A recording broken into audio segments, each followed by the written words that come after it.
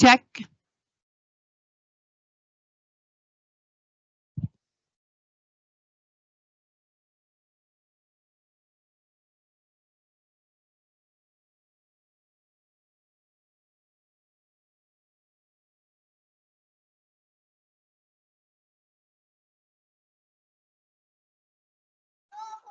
Two-minute warning. Please find your seats. 2-minute warning.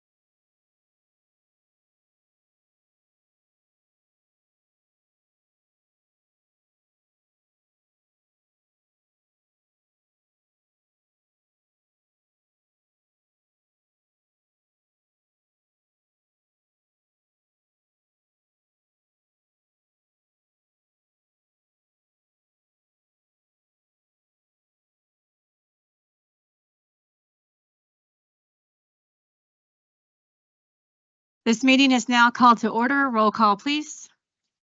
Vice President Cons? Here. Director Wilburn? Here. Director Yanez? Here. Director Payne? I see her lips moving. You're muted, Director Payne.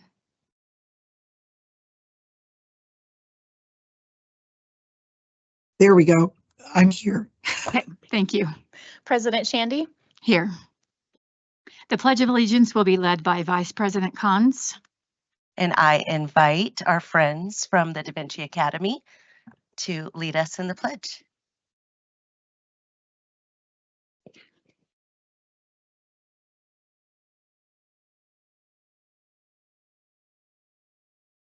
I pledge allegiance to the flag of the United States of America and to the republic for which it stands, one nation, under God, indivisible, with liberty and justice for all. Thank you. That was beautiful. Welcome to our board meeting tonight. We're excited to start our gathering by celebrating the outstanding faculty, staff, and students of D20. Their hard work deserves our recognition, and so we encourage applause during this celebration. Let's get started. Tonight, we have Rampart High School and the Da Vinci Academy with us. Vice President Cons. Thank you. So I am honored to present Rampart High School to the room on behalf of their liaison director Payne, who's out of town on remote and losing her voice. So Rampart's near and dear to my heart. Fun facts about Rampart High School. It is 60% choice students. They were the second high school that was built in Academy District 20. They are back-to-back 4A band state champions. And of all D20 schools, they have the best view of the Front Range from their cafeteria. Please join me in welcoming Principal Megan Sanders and David Altman from Rampart High School.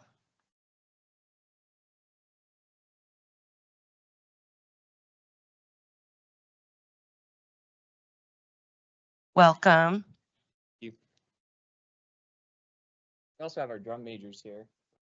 Please, yeah, come on down. Mrs. Brubaker's here. And if the green button isn't automatically on, you guys can turn those on.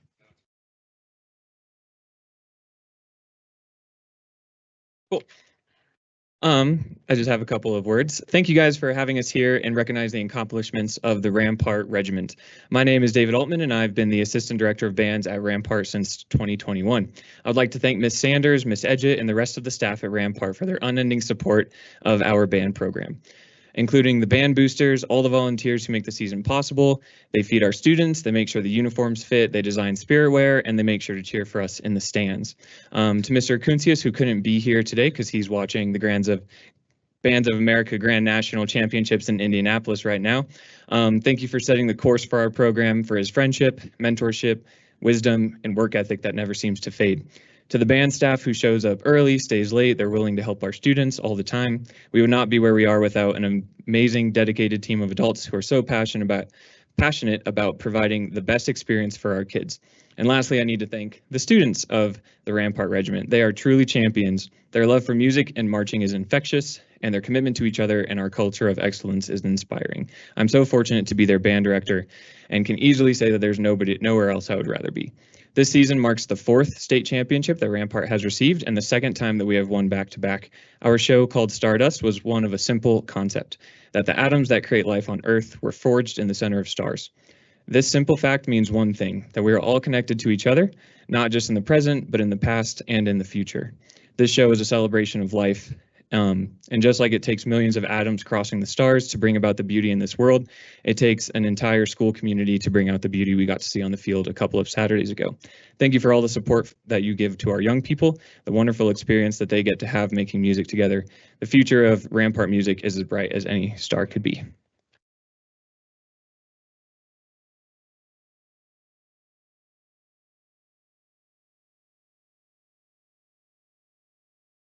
Hello, my name is Ty Shaw. This is Lucas. Hi. This is Lucas Miller, and that is Hannah Waldrop. As you know, 3 weeks ago, our very own Rampart Marching Band, the Rampart Regiment, secured a 4A championship title at the Colorado Bandmasters Association State Championships with a breathtaking score of 88.25. At this competition, we showcased Rampart's excellence and what D20 has to offer. We'd also like to highlight other D20 marching bands that performed at this competition. Liberty High School, who placed 11th, Air Academy, who placed 4th, and Pine Creek, who placed 3rd in their respective classes.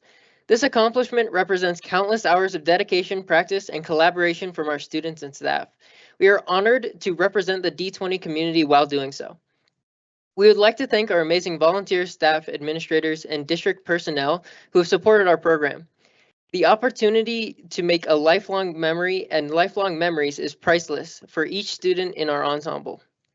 And it wouldn't be possible without your commitment to the performing arts in our community. We look forward to continuing to build on this success for future Rampart students and band members. Thank you. Thank you.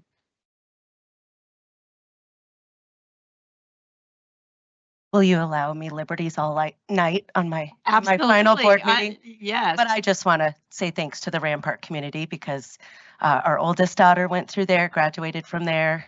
This is her favorite teacher right here, Mrs. Brubaker, who did so much. And our younger one started off there, still swims for them and goes to the village now. But like all of our schools, everyone is unique in their own way. But Rampart is truly a special community. And I'm so proud of all of you guys. So thanks for being here. Tonight, do you have? Is it what?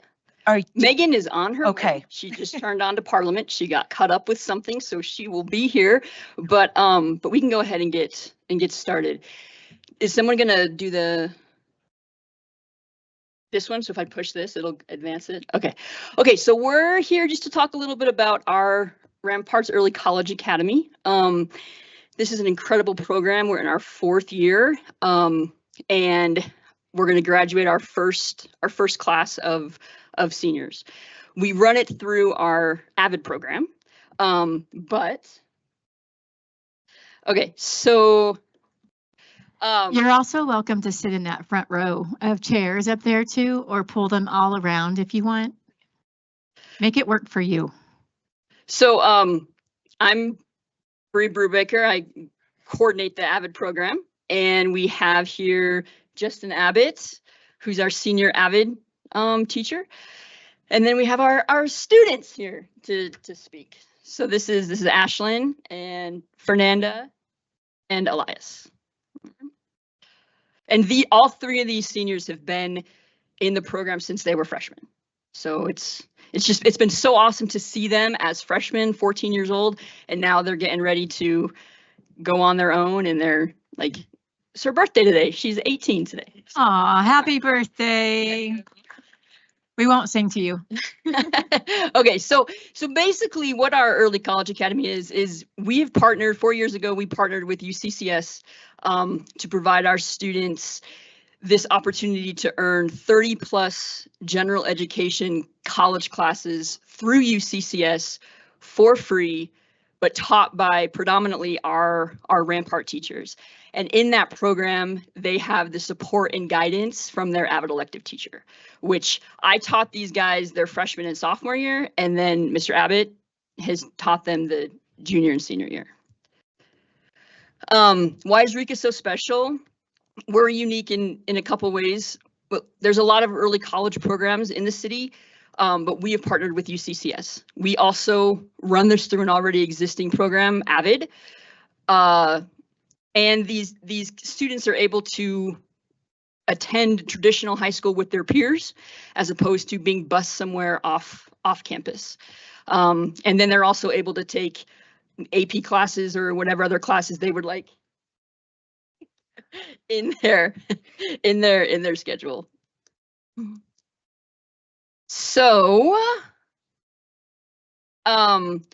we work very closely with Karen Bissett from UCCS. She's kind of our liaison. And this is what she had to say about Rampart and RECA. As a privileged partner in the RECA program, our office has access to the classes the students take. I have personally read through several student assignments and discussion boards and have been amazed by the number of students who mentioned they never thought they would be able to go to college, but that this program has given them a valuable and unique opportunity, inspiring them to articulate their newly found college goals. Working with the RECA leadership team, our UCCS team has witnessed their passion for student learning and their sense of responsibility for their mission. Their vision has guided us to this point, and it is remarkable to witness. So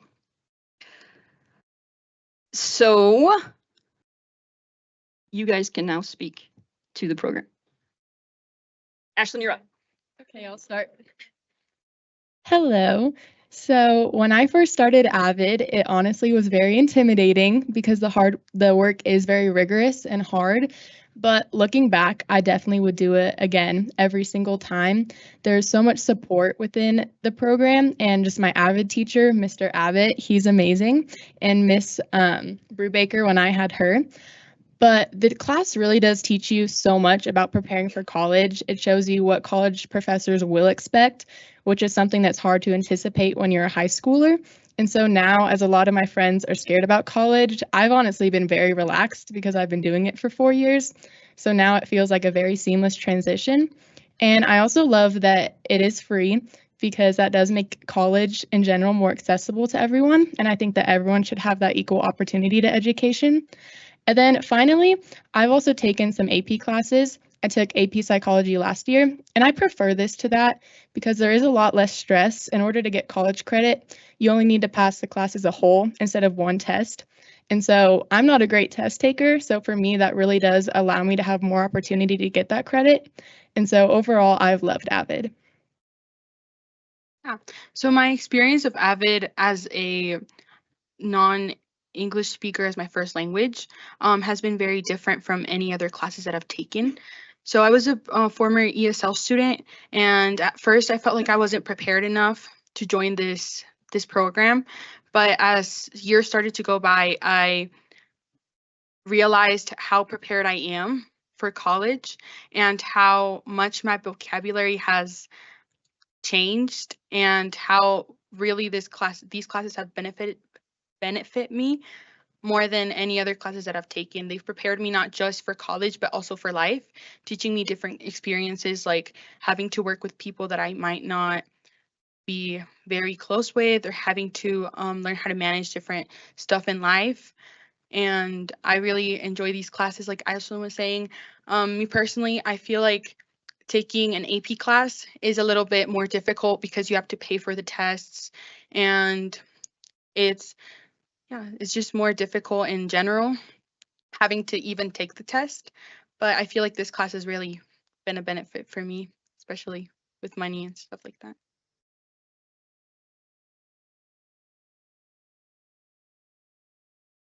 Well, so I just want to say, when I first started Avid, my sister, she used to go to a different school, and she had kind of like a similar program there. And when I got to the school, my sister looked through like the Avid, like all the description and stuff like that, and she told me that I should do it. And so I did, and I want to say that I'm super glad I joined Avid. Like, it's prepared me a lot for college. If I haven't joined Avid, I would have no idea what to do on the college applications, how to prepare, and like what certain things I have to put on there. I wanna say a thank you to Mr. Abbott and Mrs. Brubaker. They've been such a help to me all these 4 years, and I'm so glad that I get to be their student and they get to be my teacher. Avid just, how to say this? Avid's just it's just an amazing experience. You get to take field trips to different colleges here in Colorado, such as UCS and CSU Fort Collins, and going to those colleges, seeing everything there, and just experiencing a little part on what an actual college student has to go through every single day. I just want to say that it's different. It's different from seeing it, reading it on a paper, and then going to the actual campus, because you get to experience the different areas, like, and if you want to go to the college, you can know like how, like, the layout of the area. And yeah, Avid is a really supportive and amazing program, helps you a lot, and the college credits that it provides really helps go into college. Thank you all so much. It's great testimonies. Megan, do you have anything you want to add? Okay. Glad you're here. Thank you all so much. We are proud of you guys and all your classmates, and couldn't have better advisors than Mr. Abbott and Mrs. Brubaker, and support from Mrs. Sanders. And thanks to the district for supporting this program. So I know it's amazing for students. So thank you guys. Next, and we want to remind all of our visitors to stay after, excuse me, after the superintendent comments, so we can take pictures and give you guys some little treats too, if you guys are able to stay. Next, we are welcoming the Da Vinci Academy. They are an arts integration school and provide a wide range of creative experiences for all their students. That can look like building a bridge to explore the law of physics, writing a play to describe a math idea, or creating a dance to represent the water cycle. Students create their grade level performances based on their core standards. Thank you guys for leading the pledge tonight, and please join me in welcoming Principal Sheehan Freeman Todd from the Da Vinci Academy. Hi.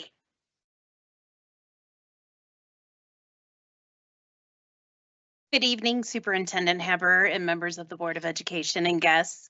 I'm Sheehan Freeman Todd, and I have the honor of serving as the principal of the Da Vinci Academy. The Da Vinci Academy is home to just over 450 students in preschool through 5th grade and is the only arts integration elementary school in Academy District 20. Tonight, we have 4 3rd grade students here with us and 2 members of our Encore team, which might be known as specials at other schools. I'd like to introduce, give a wave when I introduce you, Lyra Georges, Amy Powell, Dante Fajardo, Wesley Jenkins, Celeste Cronledge, and Erica Skelsey.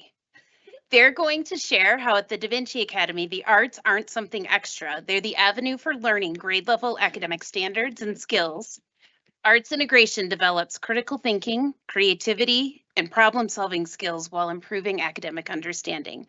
Thank you for your ongoing support of our students, staff, and family. It's a privilege to share the work happening at the Da Vinci Academy with all of you this evening.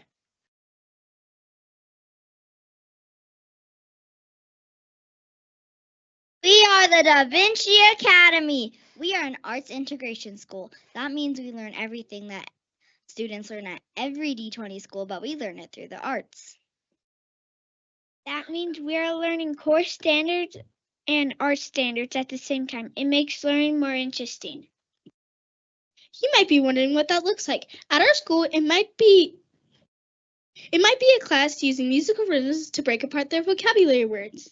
It also might look like students creating frozen pictures using their bodies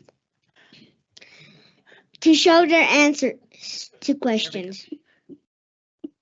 Or students drawing their notes instead of writing them. One way we share arts integration learning is through a gallery, our version of a performance. More like an improvement, since our audience learns the standards we are learning through the arts.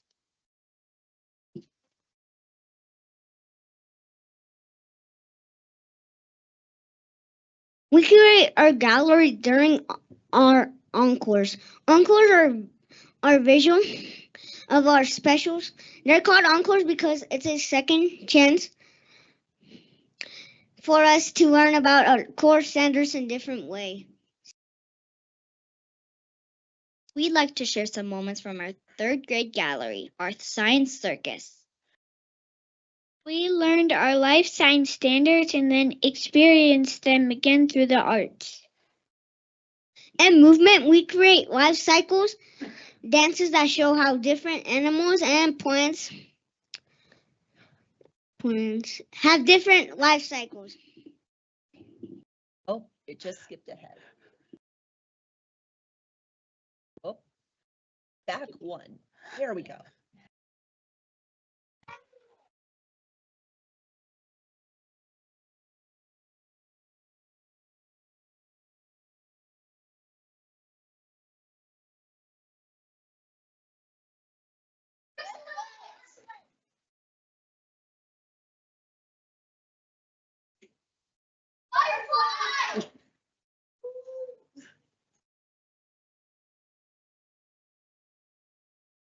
In world languages, we focus on how humans adapt when they experiment and communicate in different cultures.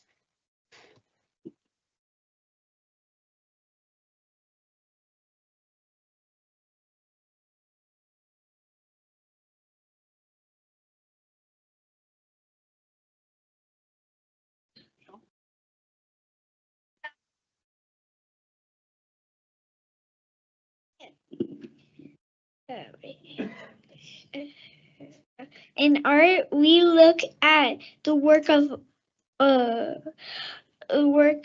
our author Robin Page and illustrator Steve Jenkins, a Colorado pair who like to teach children and families about animals and their environments.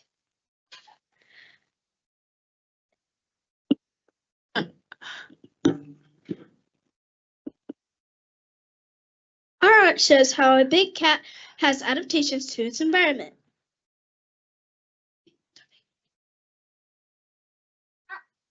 Our lion is hiding so it can go hunting because it's hungry. That's why it's hunting for prey. My snow leopard lives in the tundra. Its white fur helps it camouflage. This tiger is on a hiding. Name is the secret name. His last fight, he got a black eye, and he is still a great warrior. This is a spider and a knot in the jungle to beautiful bag.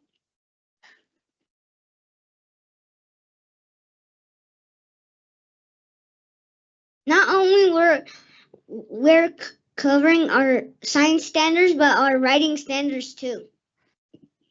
In drama, we learned circus skills like clowning and used our writing skills to create a script and skits about migration and hibernation. In music, we used a parachute to create a giant circus tent and adapt our movements to match the style of the music.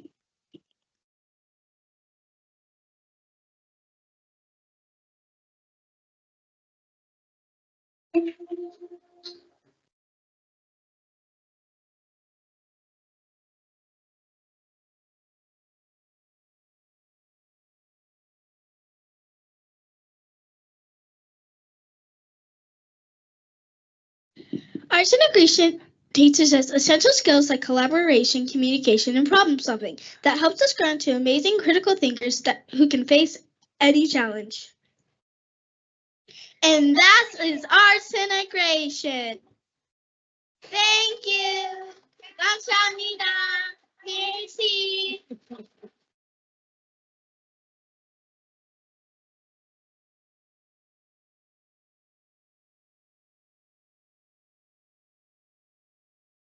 Thank you all, and I just want to give a shout out to Principal Freeman Todd and all of your amazing staff and students, because you guys have just been doing an extraordinary job. So it's been a privilege to know you. Mrs. Ruckman, are there any updates to the agenda? There were updates to the agenda and the board has been made aware of these. Thank you. Members of the board, are there any items you wish to move from the consent agenda? Are there any discussion items to be added to the agenda? May we have a motion to approve the agenda? Moved. Second. Roll call, please. Vice President Cons. Aye. Director Wilburn. Aye. Director Yanez. Aye. Director Payne. Aye. President Shandy. Aye. Does anyone have anything to share for board comments tonight? Vice President Cons. Nominated. Okay. Not it. So I want to thank Cheryl and Brittany and everyone on staff who graciously hosted Director Yanez and I's farewell party last night. I was just so touched to see all of our central admin staff there and all the principals who came out to say goodbye to us. So thank you guys so much for that. I am so honored to have met and worked with the outstanding EAC leaders and employees, the principals and APs, the beautiful souls at the front offices of our schools, the amazing teachers and paras and classrooms over the last 4 years. It was a joy every time I was able to visit with students, enjoy their incredible performances, including tonight, and volunteering at field days and special events. I am humbled by the community's trust in me and allowing me to serve D20 for the last 4 years. And I am incredibly and most grateful for the relationships I've built with 2 superintendents and many board members. The cards I gave each of you can't begin to express how much I value the intelligence, passion, loving kindness, and deep values each of you bring to this community and the fellowship I feel with all of you. I am proud of the work we have done and the values we have upheld. As you all continue to collaborate together, I ask you to please understand each other with open minds, realizing that a BOE member and a cabinet member may have opposing beliefs or values, but both are always wanting what's best for kids. Don't be afraid to step outside the status quo, what has always been done, and be leaders in the education world, developing the best student outcomes and staff satisfaction. And thank you to my family and friends who walked this journey with me. I am blessed, and I wish all of you the very best. Director Yanez. All right, you said everything I was going to say, Nicole. Just kidding. I mean, you said it really well, but I'm going to add a couple things. 2 years flies by when you're having fun, and this really was just a true joy. Not easy, but important. And I'm just really grateful for the opportunity to have given back to District 20, who saw all 5 of my kids through their education, one's still going. A huge thank you to all of you here tonight in cabinet, principals, Superintendent Heber. I know the effort this takes, the commitment, the time, the sacrifice, and you do it because you love kids. And I saw that in each and every one of you. And I'm just so honored to know you and grateful for what I learned from you, because I've learned a ton. Thank you to the principals, vice principals, or assistant principals, and teachers that let us walk through classrooms. I know what that feels like.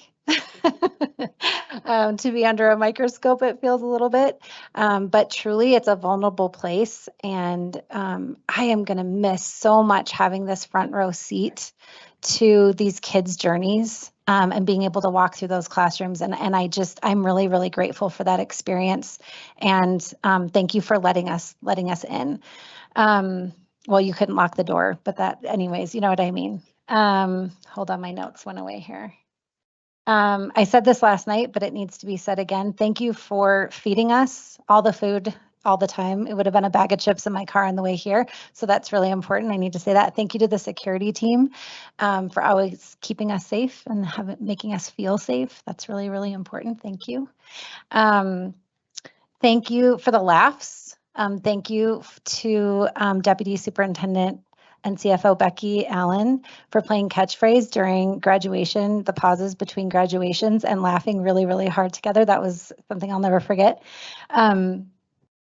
Let's see. Thank you to Crystal and Mark for capturing angles of our faces that, were somewhat acceptable at times. Keep that thing away from me. A huge thank you to my teammates for pushing my thinking, helping me grow, helping me learn your perspective, sharing mine, hearing each other. I'm really proud of that. I think I have a few pieces of advice for the newcomers as well, and that is to really see people. This is a giant school district with lots of kinds of people. And we can say that we see people and we can say that we hear people, but we have to mean it and we have to do it. And so it's not checking a box, it's taking time to meet with them. I think it's super important to always meet with people you're not going to agree with. That's super important. And listen, and always be ready to learn something, because every single time I make myself available to do that, I learn something. Don't be afraid to reframe things. So an issue can come up, and don't be afraid to flip it upside down, right side up, and look at it from all angles and take on a new direction. There's a couple things I feel like I left undone. One day I might come back, you never know. And I'm going to say them because I just want to throw them out there. Food for thought. I have a microphone. No one's making me walk away from it. Driver's ed. We live in a state with one of the highest rates of teen fatality and car accidents. So I left something on the field there, and I can do a little work on the side on that. I'm going to mention two that are a little bit more high profile. Parking spaces. I've been thinking about this for quite some time.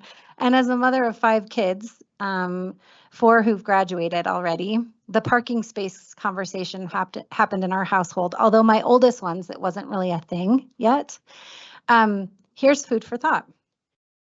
We have to buy a lot of paint for parking spaces. That concrete soaks in paint. And I know that it seems to be a rite of passage for today's seniors. What if, and I'm just saying, what if seniors, I'm talking to you out there, you chose a teacher who really impacted your journey here in District 20? And what if you painted their parking space to say thank you? Books. I started my tenure with books as the hottest topic in this school district and the planet Earth. And I'm gonna leave it on that too.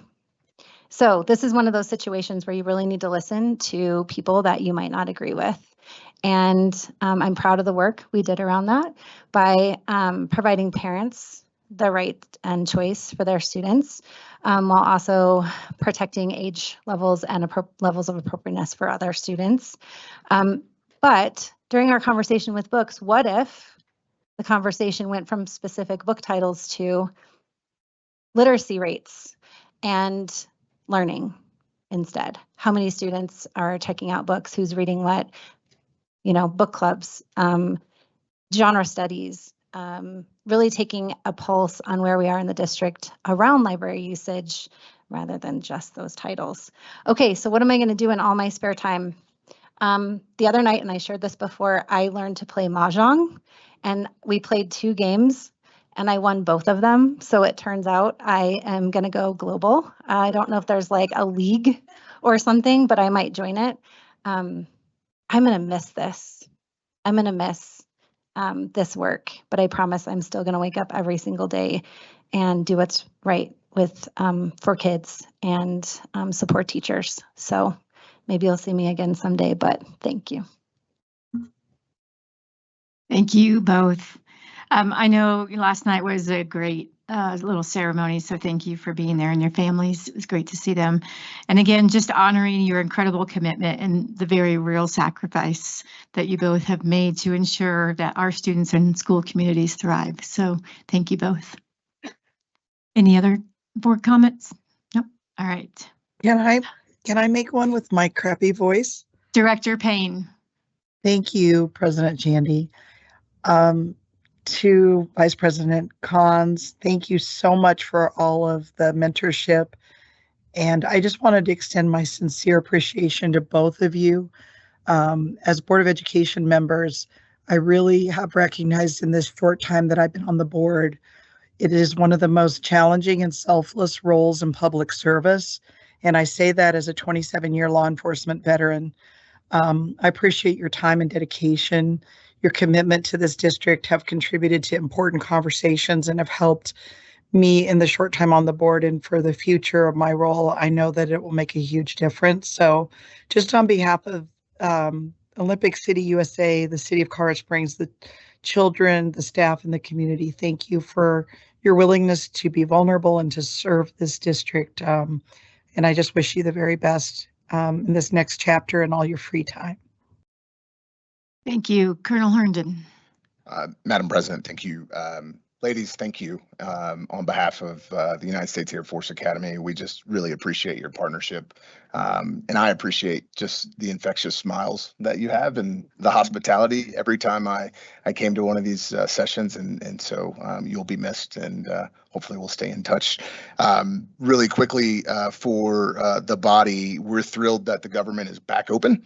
And for all those who experience any type of inconvenience over at the United States Air Force Academy from the services that we provide to transiting on and off the installation, we just appreciate the flexibility and patience. To that end, as we turn into the holiday season, on behalf of General Bauernfein, he asked that I extend an invite for a new tradition that we're setting at the Academy, and that's called Holly and Ivy. Many of you are familiar with Holly and Ivy in performances downtown. We are bringing those performances to your United States Air Force Academy. Those days will be the 3rd, 4th, and 9th of December at Arnold Hall.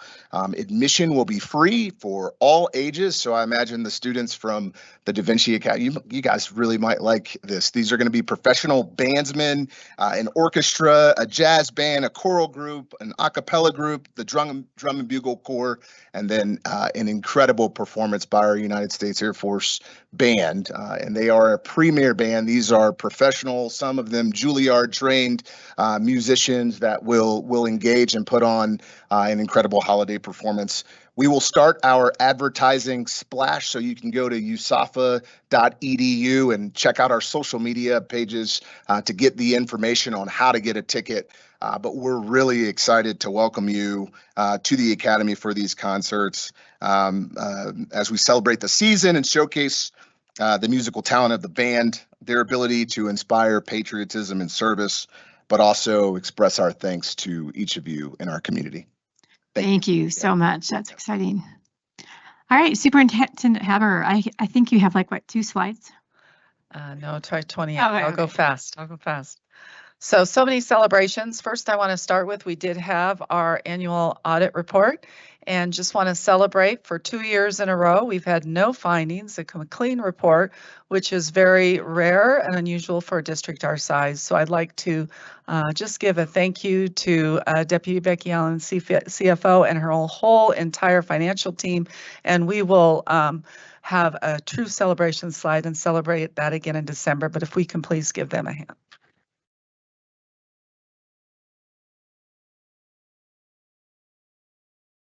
So lots of good things. I'm pushing the button. It's not wanting to go.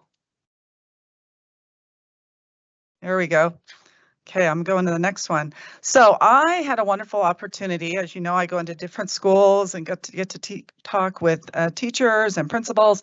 And when I was at Liberty, I had the wonderful opportunity to be in Sarah Pollin's AP government class at Liberty High School, and it was right before the elections, and their students were just very engaged with who's going to get elected and who are we going to nominate. And I think there was one student that was absent, so they nominated that student by the phone and said, hey, by the way, we're nominated, you're going to be our nomination for being the president. So I guess that's what happens when you're not there. But it was truly a privilege, and I was so excited about their project that I asked if Mrs. Pollin's class would come for about 5 minutes or so and just kind of share about their experience, kind of give an overview of what the project was about, and then I would just love to hear some students talk about their experience. So come on up.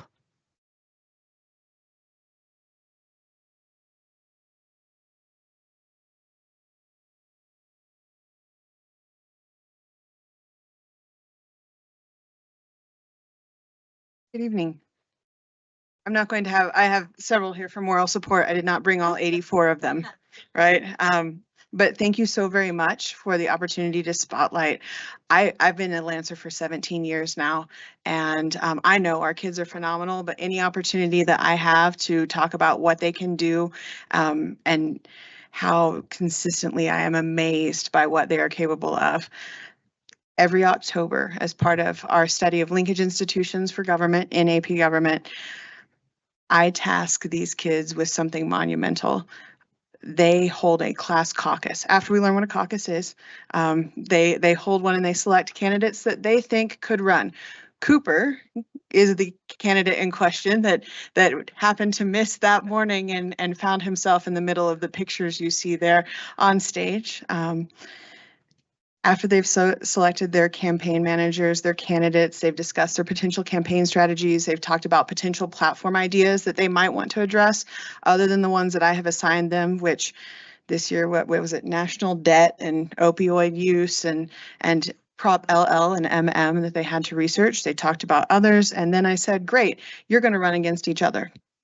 This has become legendary at Liberty High School. When I first started doing this project, I was teaching in Kansas. I had 25 kids. We borrowed a math class to present in front of. This year, again, 84 kids across 3 sections. We have an auditorium with 413 seats in it, and it was very near standing room only. Some of y'all have been on those stages for the candidate forums, and so you might have a feeling the 6 faces you see in that picture of what might be going through their heads because they know what's about to happen next. They have written press releases and they've created platforms with their party's ideas, and they've run a social media campaign, and they've got swag that they're going to hand out to the people. And one of the candidates has a rap written about them, and another one has an original song in their commercial that they're going to show, and all of them are nervous because they've written a speech and there are 400 of their friends that they might have to sit next to next class after standing up there. They present their commercials, they give their speeches, and then I start asking questions. What makes your platform different from the others? And then, like an 80s talk show host, I wander out into the crowd, and whatever comes to mind of whatever kid happens to be sitting in there, they have to address. I feel confident saying this now. I don't think I could have done it. And yet we had 3 phenomenal candidates who stood up there and took every question. They had a wonderful support team with their vice presidential candidates. At the end, we cast ballots. You see a stack there. I go home that evening, and as I'm watching actual election returns, I am also counting ballots, certifying results. There's an exit poll on the back that asks, why did you do this? Why did you choose this person? And I am taking that qualitative response and turning it into quantitative data with so many pie charts, right? So many pie charts that we will look at the next day and talk about why it came out in a certain way. We tried ranked choice voting this year because we had 3 candidates. It was on the ballot last year, failed in Colorado, but maybe it will come back up again. And I want the kids to see what happens if first round, second round. And so we tried it and saw all of that. But you don't want to hear from me, I don't think, as much as you might want to hear from them. So I'm going to turn it over to 3 of our candidates, 2 candidates and a campaign manager. They'll tell you who they were, and ideally they'll tell you something about this project that's going to stick out to them, because I can promise you, not only is this my best recruiting tool, the kids who sit in that auditorium show up in my class later, but whenever I run into kids in the grocery store, I run into people, I post on social media a picture of the ballots, I get comments back about what they remember. They're throwing slogans at me from 10 years ago. They're talking about this one time, if their candidate just hadn't fumbled that last question, they would have won and they could have held it over their best friend for the rest of their life. But let me turn it over to my other 3.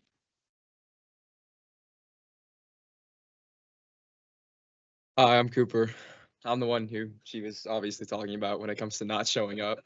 It's an interesting thing. I didn't realize that so many people would have actually cared for me to run in that class. But once you get into it, at first I was like, okay, sure, I'm doing this. That sounds fun. But then you realize you're really representing the entirety of what this project is all about. The position, you have to fight for it and you have to believe in it, or at least you have to convince people that you do. And honestly, it was a pretty difficult task.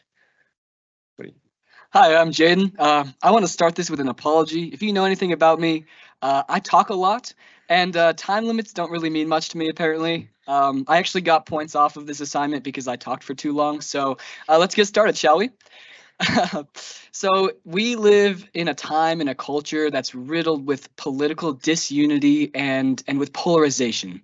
This project truly just spoke to me because as the president of my party and even going against these wonderful gentlemen on that stage with me, it just spoke to me because I realized that we could have 1,000 different views, 413 different views in that auditorium, and we all got together and spoke about it.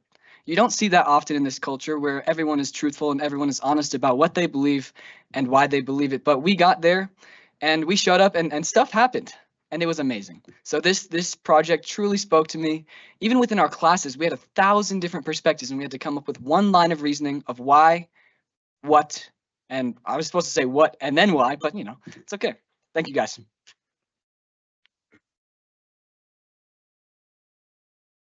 Hi, I'm Avery, and I was a campaign manager for this project in our class. It was really interesting to get to see like all of the behind the scenes things that goes into an election and into like in the real world, and just being able to like experience that in the classroom setting and go through all of those motions. And as the campaign manager and just being like my counterparts and I manage different groups and had to get everybody in the class. We had 31 people in our class to get to come together with a consensus of what we wanted to be in our platform, how we were going to campaign it and advertise it, and then how we were going to present it on election day with our candidates. And so it was just really a good learning experience to see like just with the leadership and all of the behind the scenes stuff that has to go into that. Like I feel like I didn't understand before on election day all that goes into the actual presidential debates and everything, and that was a really cool thing to see that in class. Yeah. Thank you so much. Let's give these guys a hand. That was amazing. So fun to be in your classroom. You know, I think you can tell from our students, you know, when they give presentation, our future is really in good hands. We've got amazing, amazing students. So Discovery Campus High School, I had a chance to go to Thor Wars. This is an annual event. It was super fun. It's an epic competition that they have. Students get points for spirit, participation, positive behavior, which reinforces our portrait of a graduate and our character traits. And it all ends in this competition. I will say in the tug of war that the freshmen did beat the sophomores at one point, which was pretty fun for them. And congratulations to the seniors who took home the Thor Wars Championship. But board members, if you haven't been, I would deeply encourage you to go to that next year. It's super fun. And talk about school spirit. It's so fun to have all of the different grade levels in the same gym and just really supporting each other in unity at the same time having fun competition. Congratulations to Eagleview Middle School teacher Dr. Amanda Tremillos, who has been named Department of Defense STEM Ambassador for the 25-26 school year, joining only 30 teachers nationwide to receive this honor.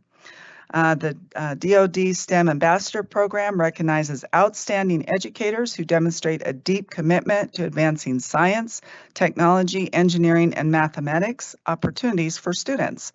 And since the program's inception, only 138 educators across the country have held this title. And I think that Principal Jamie Lester and I believe that Dr. Tremillos is here. Please stand and be recognized.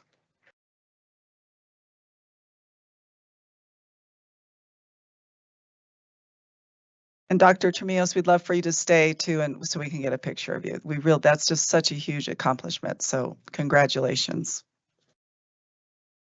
Village High School, we have a USA Water Polo proudly announced the 2025 Junior Olympic All-American selections, and 3 Village High School students made the roster. Congratulations to junior Ivy Tierman, who was also named the MVP, junior Zoe Charan, and freshman Lyndon Tierman. I was so thrilled. I did have a chance to go to the 4A marching band competition, and a huge congratulations again to Rampart High School. The sound of their brass, it just filled the whole Falcon Stadium and was really an inspiration to all of us that were there. And I know this is the 2nd year in a row that Rampart has won that 4A championship. So let's give it up again for Rampart.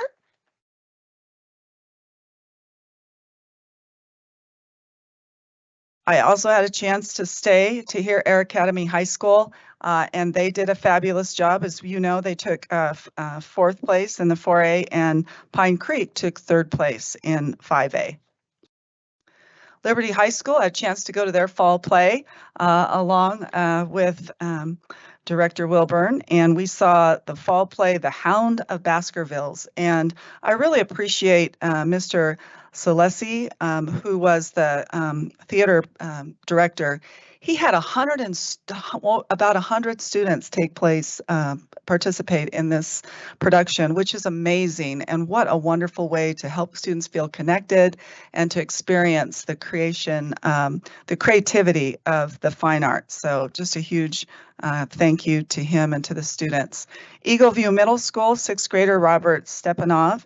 He finished 1st place in the 6th through 8th grade race at the middle school state cross-country meet. The race included the top 232 runners in the state, and this is an incredible accomplishment to be the fastest middle school runner in the state as a 6th grade student, and he won by 19 seconds. And I believe that Robert and his family are here along with Principal Lester. Please stand and be recognized.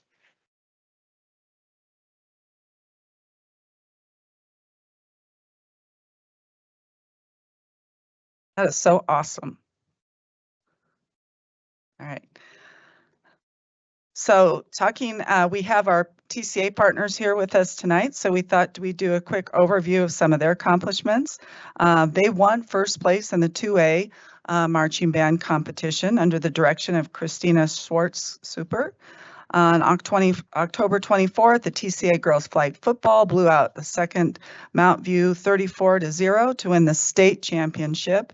On November 1st, both the TCA girls and boys cross country teams won the state 3A cross country titles, and the TCA girls cross country has won 7 of the past 8 state championships, and the boys cross country team has won 4 of the past 5.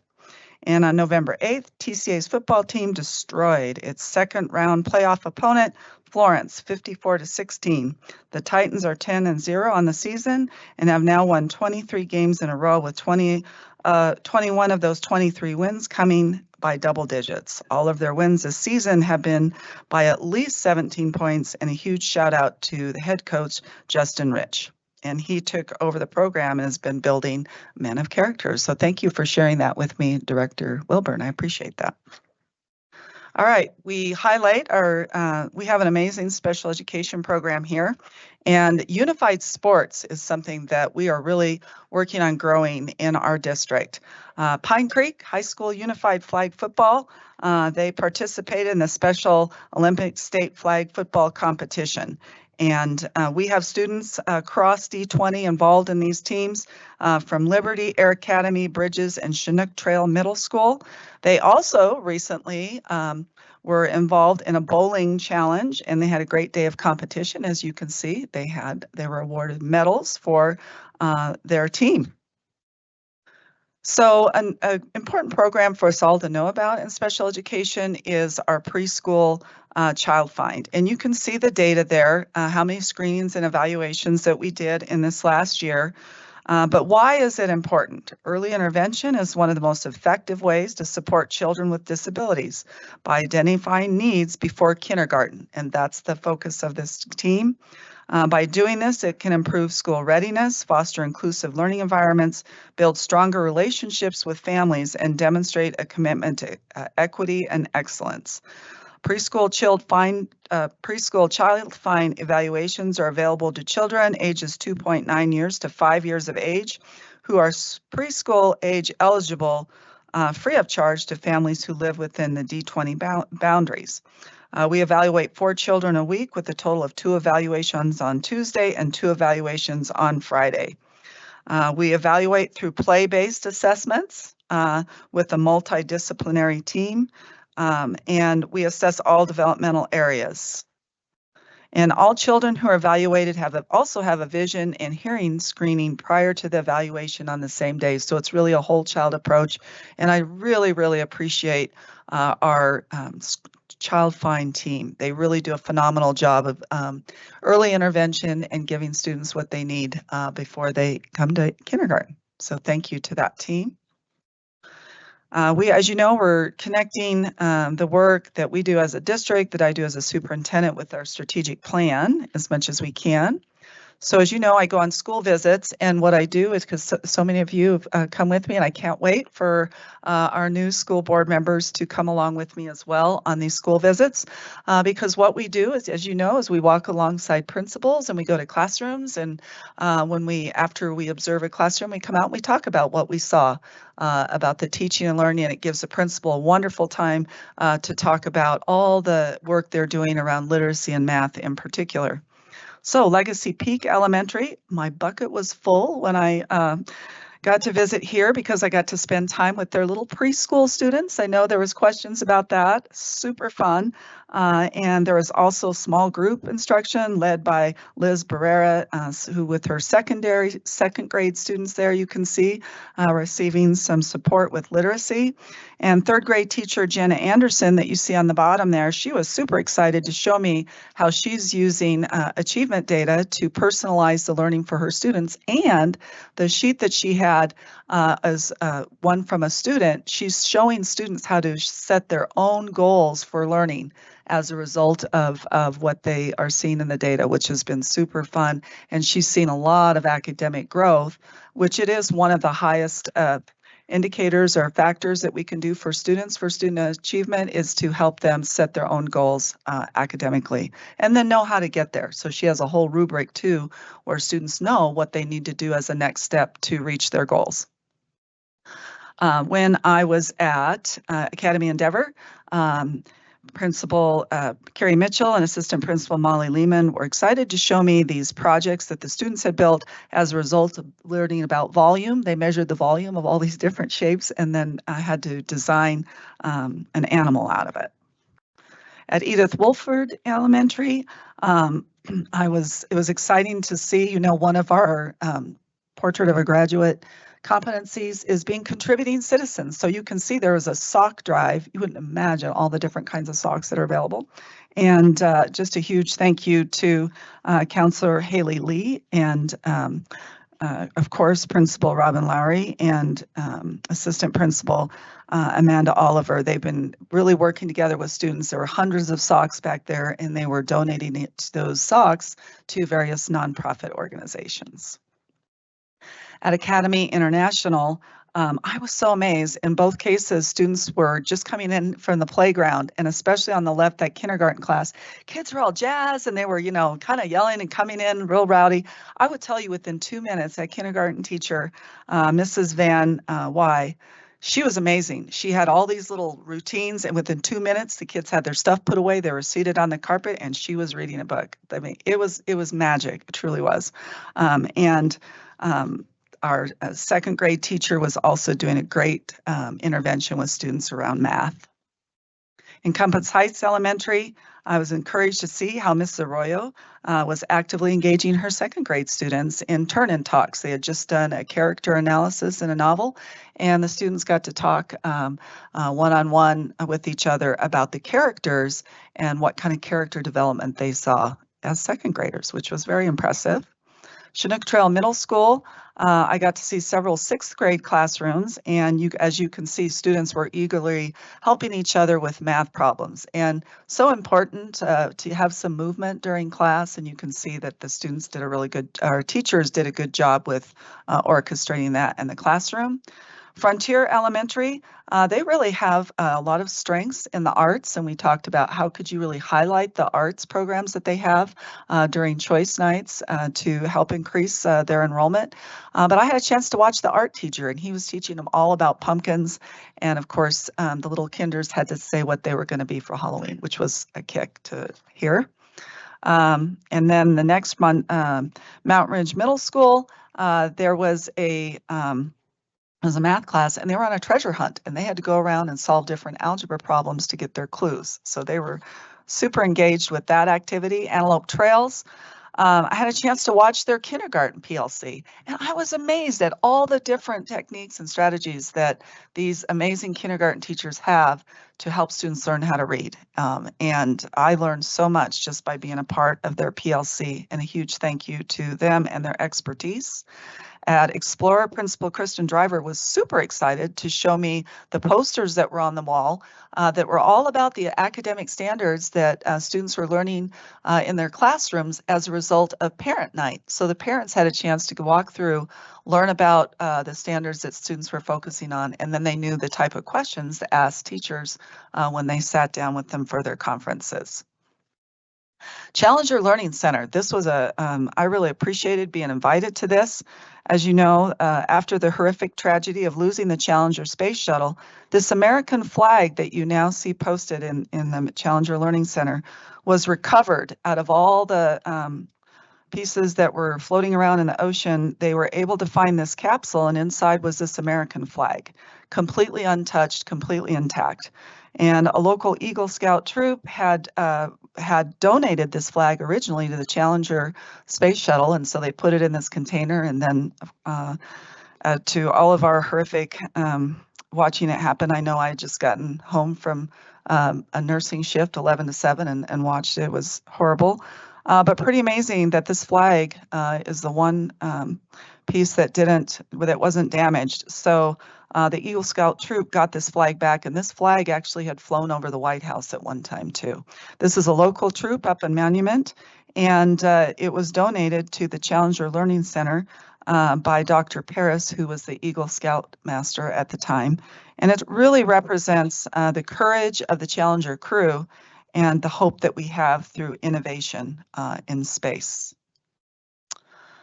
I had a chance to attend the Colorado Springs Leadership Institute with Andrea Slattery from Nunn Construction. It was a wonderful way to make some connections with many of our Colorado Springs leaders. And Director Shandy and I were invited to attend Harrison School District's board meeting because their board received the Cube Urban School Board of the Year by the National School Board Association, really making history as the first board in Colorado to ever receive this national recognition. Since its creation in 2004, the Cube Award for Urban School Board Excellence has celebrated boards that demonstrate outstanding leadership, academic improvement, educational equity, and community engagement. And so we were really excited to be able to join them and help celebrate their hard work and build those connections. I had my superintendent principal advisory council. This group has been amazing when we have problems that we need to solve, and one of their focus has been around special education and how can we better support teachers in the classrooms when we have students that are dysregulating. And we have just been able to come up with some great solutions and really grapple at the grassroots level. And these principals are amazing. I initiated having this group when I first, or actually my second year here, because I heard from principals that they wanted to be able to spend more time with me as a superintendent. And I thought, well, their input is really important. And just together, we've been able to do a lot of good work together for the district. And right now we're focusing on special education. And a huge shout out to Dr. Lujan Lindsay and her whole team. They've been very open and receptive of ideas, and just the work that's happening between principals and our special ed team has been absolutely remarkable. Foothills Elementary had a chemistry of taste expo, and they had a chance to visit the UCCS campus, our future scientists, where they partnered with Dr. Taverdi, our D20 Volunteer of the Year, and his senior capstone students for the Day of Science Exploration. And certainly they were focusing on those important characteristics that are important to the board as well, and how to be a lifelong learner, a critical thinker, and effective communicator. And a huge thank you to Director Wilburn for his help in connecting us with the DA's office. On October 24th, 21 high school juniors and seniors from Academy District 20 participated in the A Day in the Life Job Shadow Experience hosted by the Colorado 4th Judicial District Attorney's Office. Students heard engaging presentations from the elected District Attorney Michael Allen, along with prosecutors, paralegals, investigators, and other professionals who shared insights into their roles and career paths. Seniors who attended are now able to apply for an internship at the DA's office, which will begin in January of 2026. And we certainly look forward to this rotation of work-based learning events becoming an annual event. So thank you, Director Wilburn, for your help with that. That was amazing.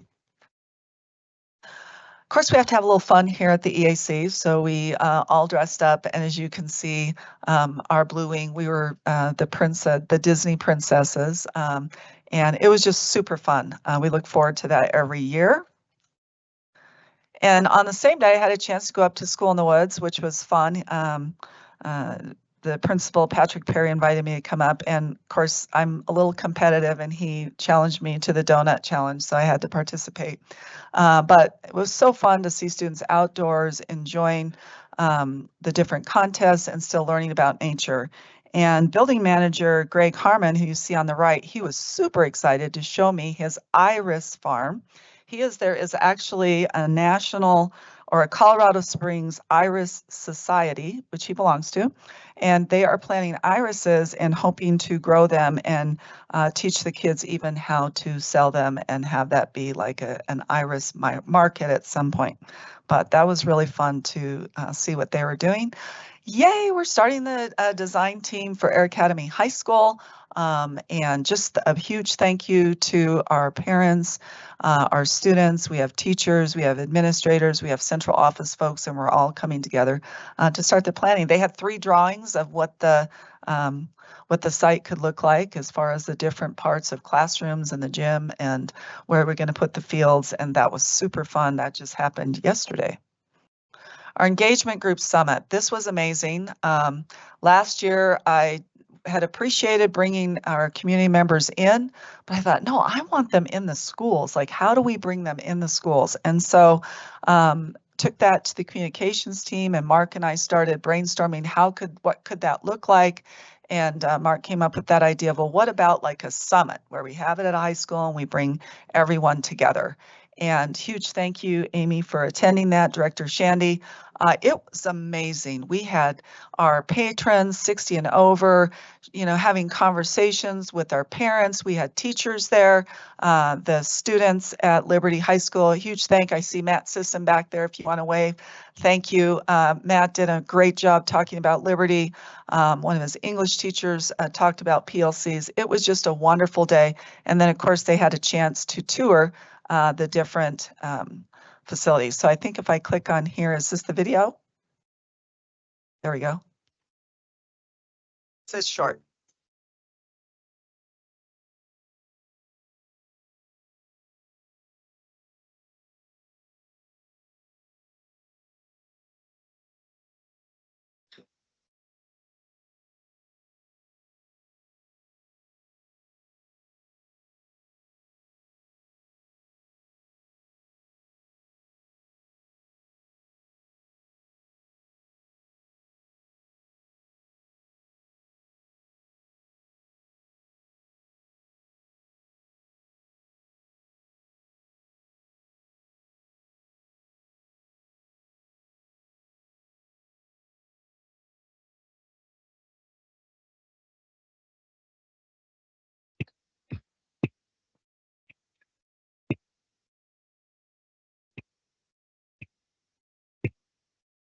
So again, thank you, Mark, to you and your team, and for all who participated. It was an amazing day.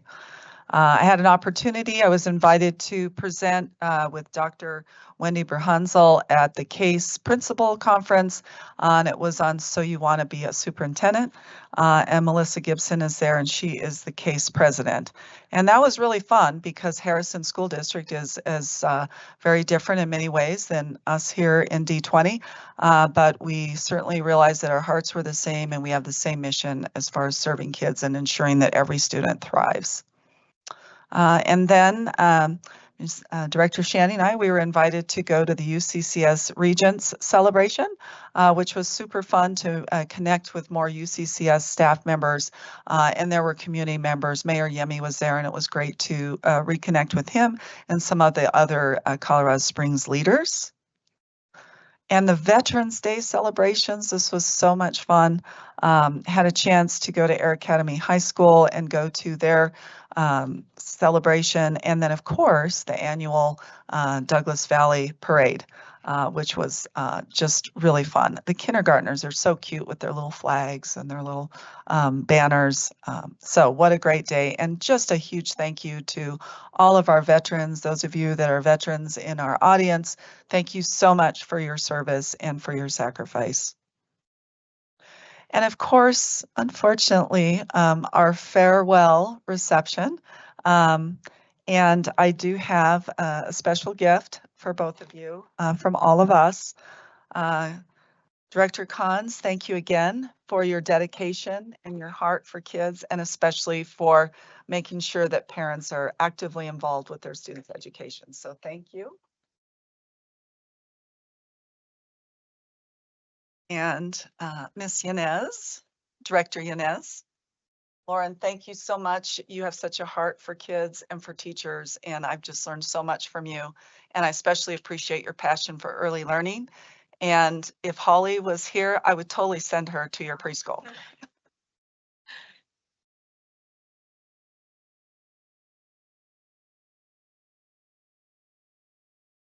Right. And now that's the end of my report. Well done. Tonight, we have one new administrator to approve. Mr. Smart, would you please make the introduction? Yes, I will. I want you to know this is the first time I've been able to introduce an administrator for my department, Human Resources. I know, amazing. Huh? All right. I am pleased to introduce Chelsea Cott, who is being recommended as the Assistant Director for Human Resources. Now, I want to let you know, I didn't know this at the time, but Chelsea likes cats. You know, I'm allergic to potatoes. I'm also allergic to cats. So it's a good thing we're not bringing your pet to work day anymore. So we've decided to cancel that. They're all leaving. I'm like the entertainment kids. Don't you guys know that? They don't. They just My don't goodness. Okay. Did the high school kids leave that ran for president? They already left too. I was going to tell them my platform was free pizza. I think I could have got some votes. All right, Chelsea, we're on to you. Hang on. So Chelsea holds an associate in arts and liberal studies from Santa Barbara City College, also a bachelor's of arts in communication studies from the University of San Diego, and master of arts in higher education from Boston College, and a doctor of philosophy in adult and higher education from Oregon State University. So that means we got 2 doctors in HR. Of course, mine's honorary. Okay.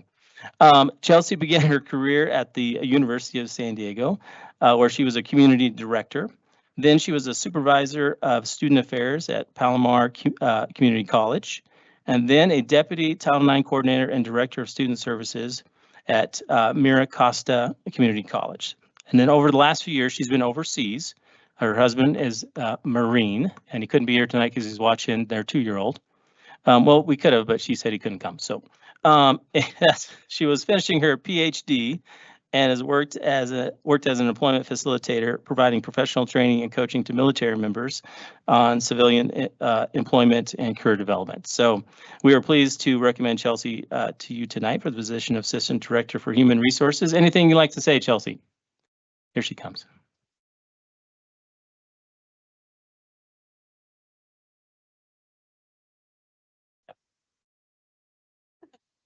Well, I just want to say thank you to everybody. Hi. I was going to say thank you to the kids who led the pledge and to everyone else who presented, all the students who presented. Just my cheeks hurt from smiling so much. And I know I've found my district. I'm so excited for my 2-year-old to be with you all one day. But I'm thrilled to be here. I was talking with Cameron earlier and saying my former district that I was with, like they set the bar high, and I've only been here for a minute, and I can tell that you might exceed that bar. So I'm very pleased to be here and just grateful for the opportunity. We're so glad to have you. All right, that's all I got. Thanks. Thank you. All right, we need a motion to approve the consent agenda as posted. Moved. Second. Roll call, please. Vice President Cons, Aye. Director Wilburn, Aye. Director Yanez, Aye. Director Payne, Sorry. President Shandy. Aye. All right, we have 16 people viewing the live stream right now. We will take a break at this moment, take pictures. So if you were part of the celebration, please come and take pictures. 10 minutes, 10-minute break. Thank you.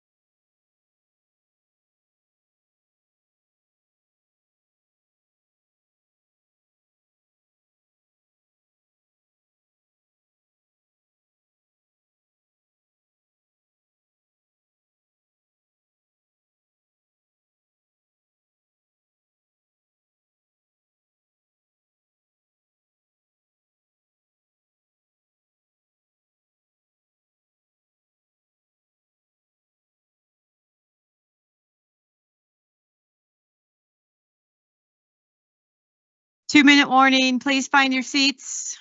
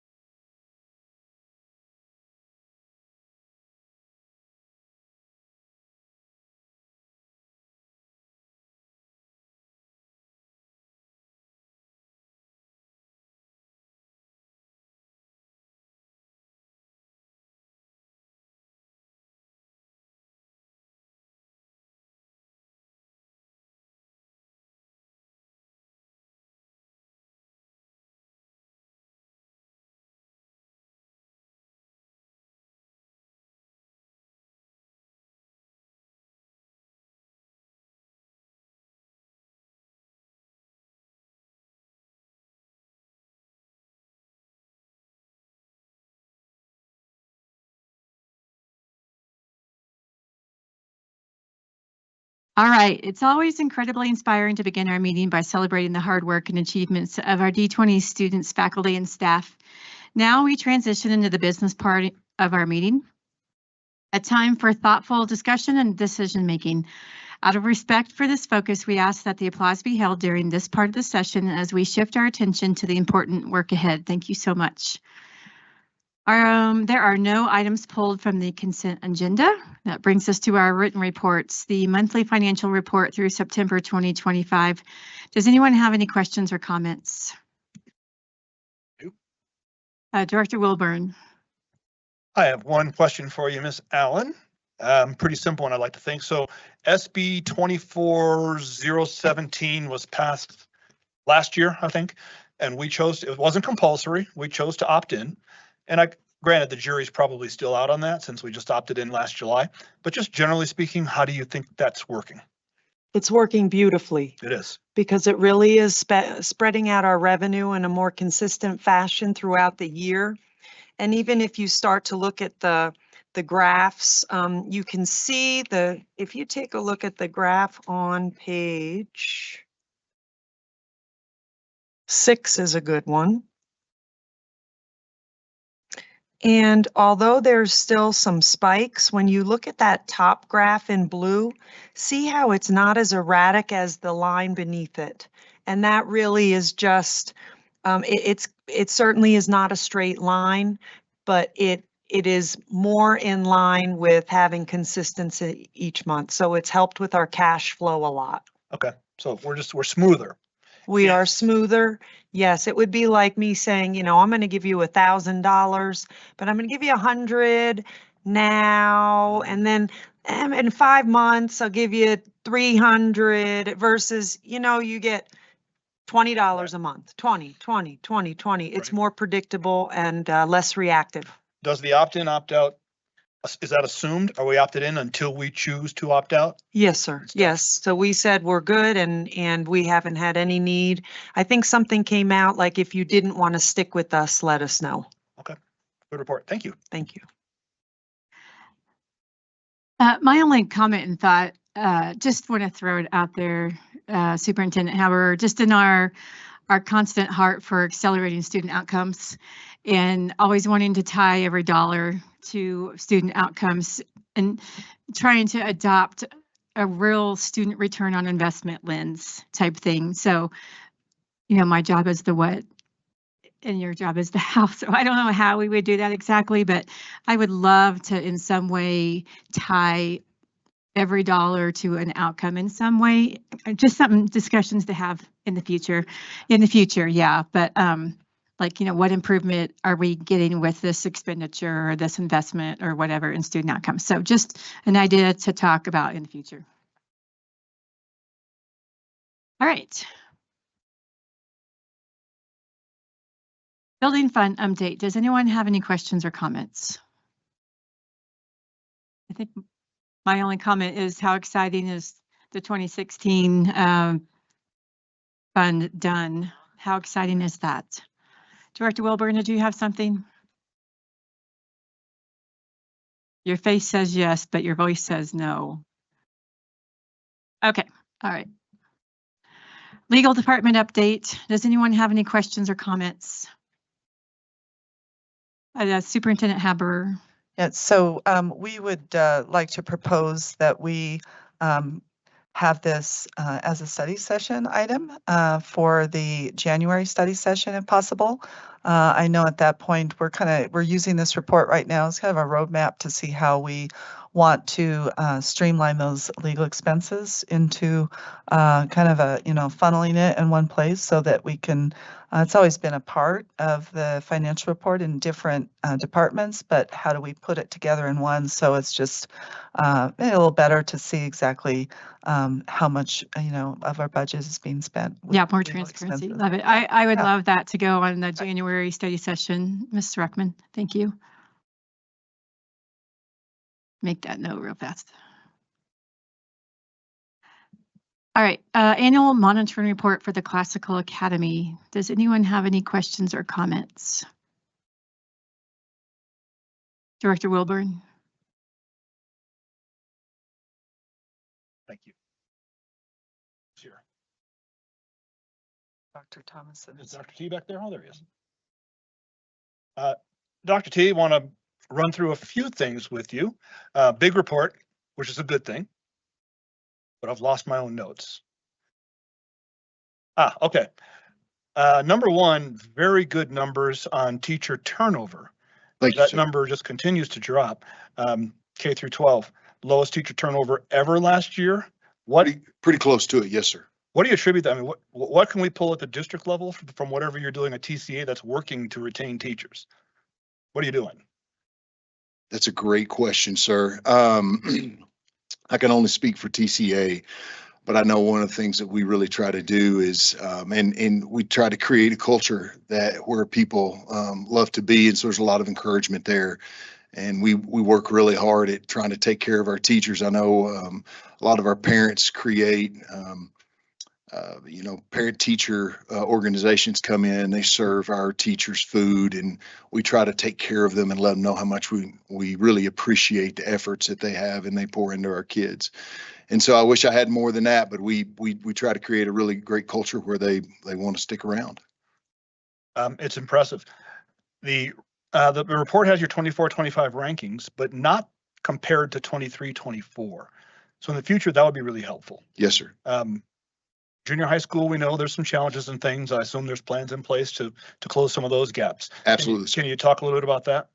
We can. We was fortunate enough, my Director of Academic Services, Mr. West Jolly, and myself made our way over to speak with Dr. Field and also Ms. Haber and Jolynn. And so we were strategizing on ways that we could do that. So we're working with the district right now, and we've got district folks that are scheduled to come meet with our junior high principal and our junior high team to do some trainings. Cool. Am I hogging all the airspace here? Yes. Okay. And I attended the October board meeting, as you know. I was there from gavel to from pledge allegiance to dismissal.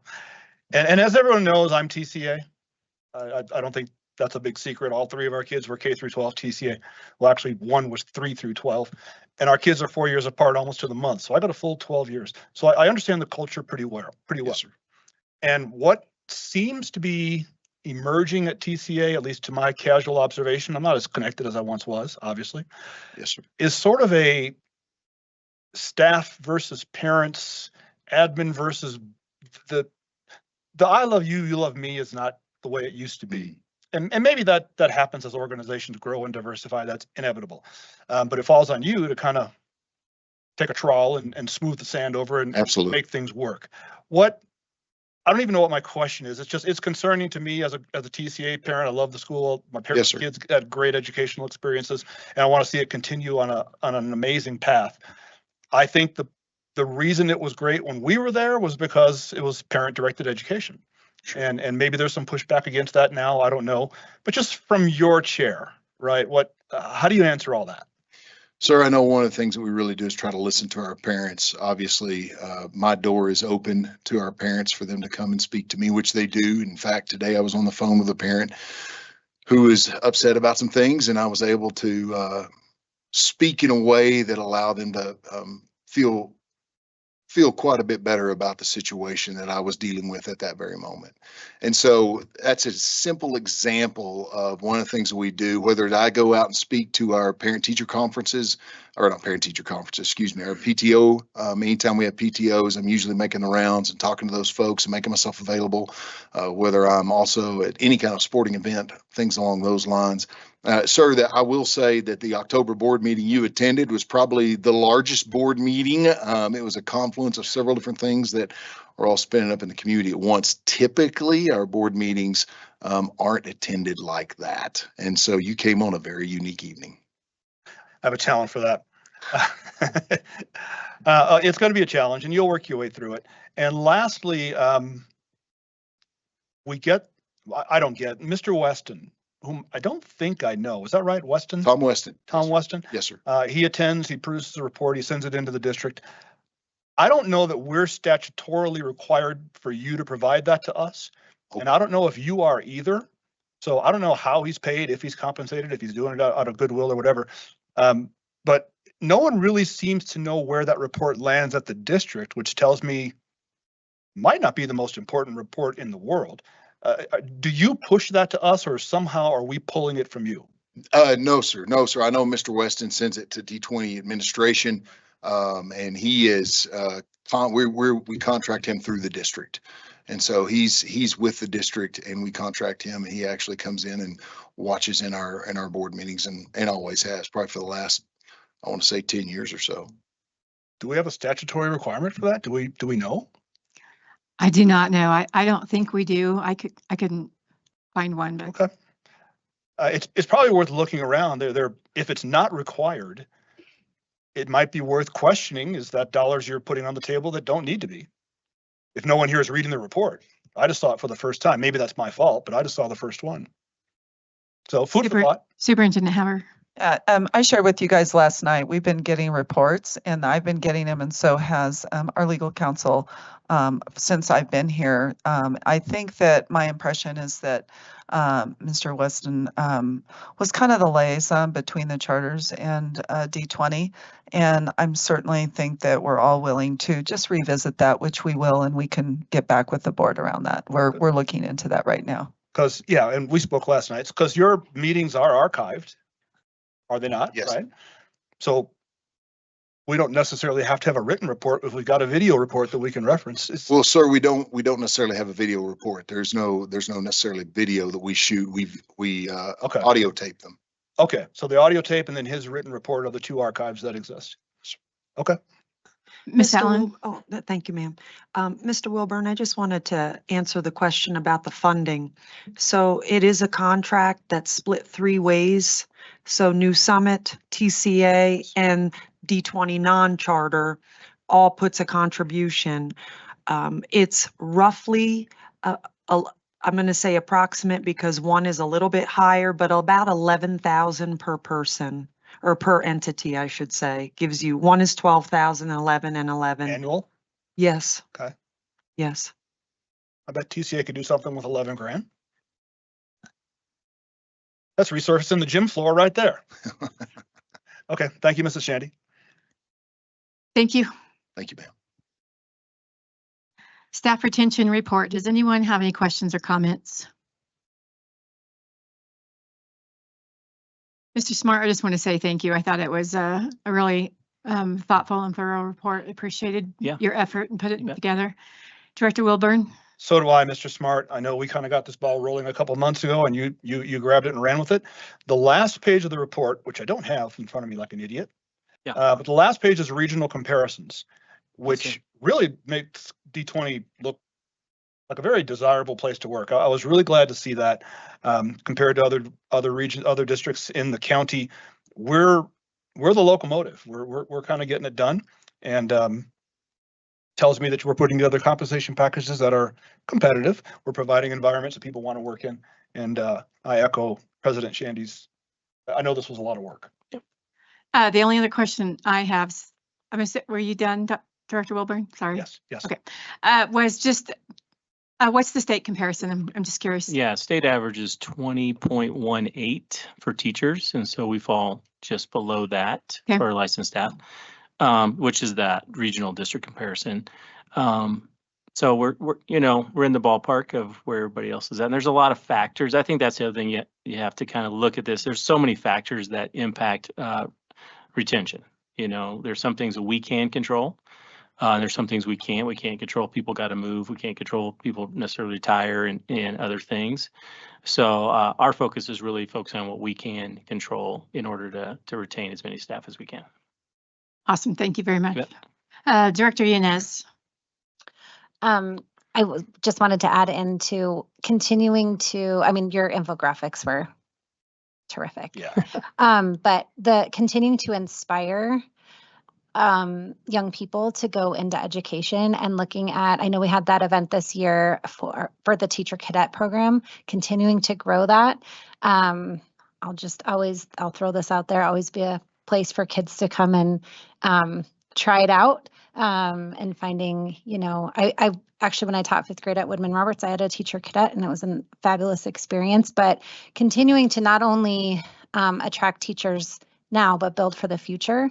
That's something that is just really on my heart, and trying to figure out how we can get our high schoolers and middle schoolers even, and dare I say elementary students, inspired to do that. Yeah, for sure.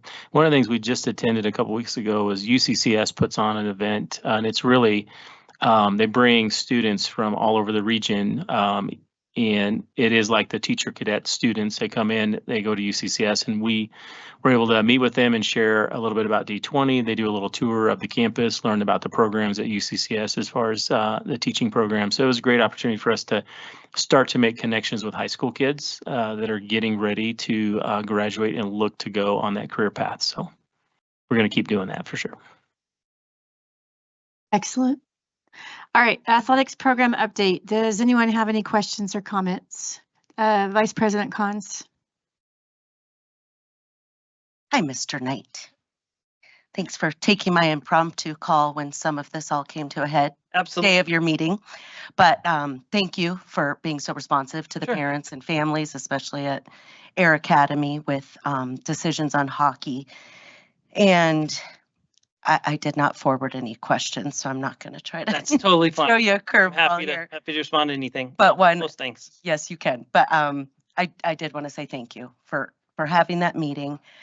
I totally understand both sides. Your reasoning for safety and timing made a lot of sense to me. The parents' concerns and our legacy of strong athletics in this district also mean a lot to me and a lot of people. This is a small thing, but I think it's a theme we want to be aware of and watch in the whole district is making too many quick decisions. Yeah. I'm not saying it happens a lot. Sure. But there was that feeling of folks had heard that it was going to happen. And then again, I understand the timing of why we decided to not have it happen. But if we can just be a little bit more in the planning stage and strategic stage as a district before information gets disseminated at all, either way, give ourselves time. Sure. And I'm not saying it just about this decision. We just want to be, President Shandy mentioned that last night, that I caution taking time a lot just so we get the right decision, as often as possible. So again, I completely understand, but I just want to throw that out for the future. Here's my question. Sure. How much mentoring, active coaching, just because I have no idea, do ADs do with the coaches at their schools? Boy, that's a great question, and I wish Ron was not up Ron is our district athletic director. His son is supporting the volleyball program at Fort Collins, at CSU, and he's being honored tonight. So Ron couldn't be here, so I can't speak directly to that. I can tell you that. Oh boy, I wish I remember the numbers. And Ginger, you might remember. I think it's something like 30,000 chapters of A Better Way. And so A Better Way was something that we brought to the district a couple years ago to increase the level of education and professionalism to our coaching staff. And each month, the coaches are asked or required or asked to, maybe they're asked-quired, they're offered the opportunity, right? Yeah, they're offered the opportunity to take a continuing learning class through A Better Way, and they watch a chapter a month. So it's bite size. It's not sitting in front of the computer for 8 hours at one sitting where people disengage. It's small little snippets on how to more effectively lead young athletes, and how do you do it in a safe manner? How do you nurture the heart and the soul and all the soft skills that we get through high school athletics, and do so in a way that still maintains a healthy competitive environment. And so our coaches and our district and our school athletic directors have done a phenomenal job of engaging that. And since we've engaged in the Better Way, we've had a significant decrease in the number of compliance issues and a higher level of student and parent satisfaction in our athletic programs. We're not going to get 100% of people happy about some of the decisions that coaches make. That's just the reality. We're not going to get 100% of coaches making always 100% of the time the best decision, but we're significantly closing the gap between the best decision and the daily decisions every single day. And I think A Better Way has a huge piece of that. And then I also want to shout out our athletic directors in the high schools and middle schools. They are doing an amazing job of meeting with and mentoring and leading our coaches in every sport. I'm glad to hear it. I'm sorry. No. It's one of our strategic goals to increase participation in extracurricular activities. And I do think a piece of that puzzle is working. I'm so glad to hear about all the work that's being done, because I think the more the coaches can effectively engage the student body and get more participation, perhaps that will lead to, increasing. We did increase 4 teams and only had to pause 2, I think. Correct. But I think it'll lead to perhaps engaging even more athletes. Just to that point, 2,500 kids at the high school level have participated in an athletic team in fall, and so far registered for the winter. So that's 2,500 kids. That's 10% of our district. I appreciate you popping in. Yep. Thank you. So do you have Director Wilburn? Go ahead, Director Wilburn. Okay. I'll follow Mrs. Khan's lead and give a speech and call it a question. In our study session earlier, we talked about 2 things that I think are very germane to this conversation. I'm going back to Air Academy hockey, by the way.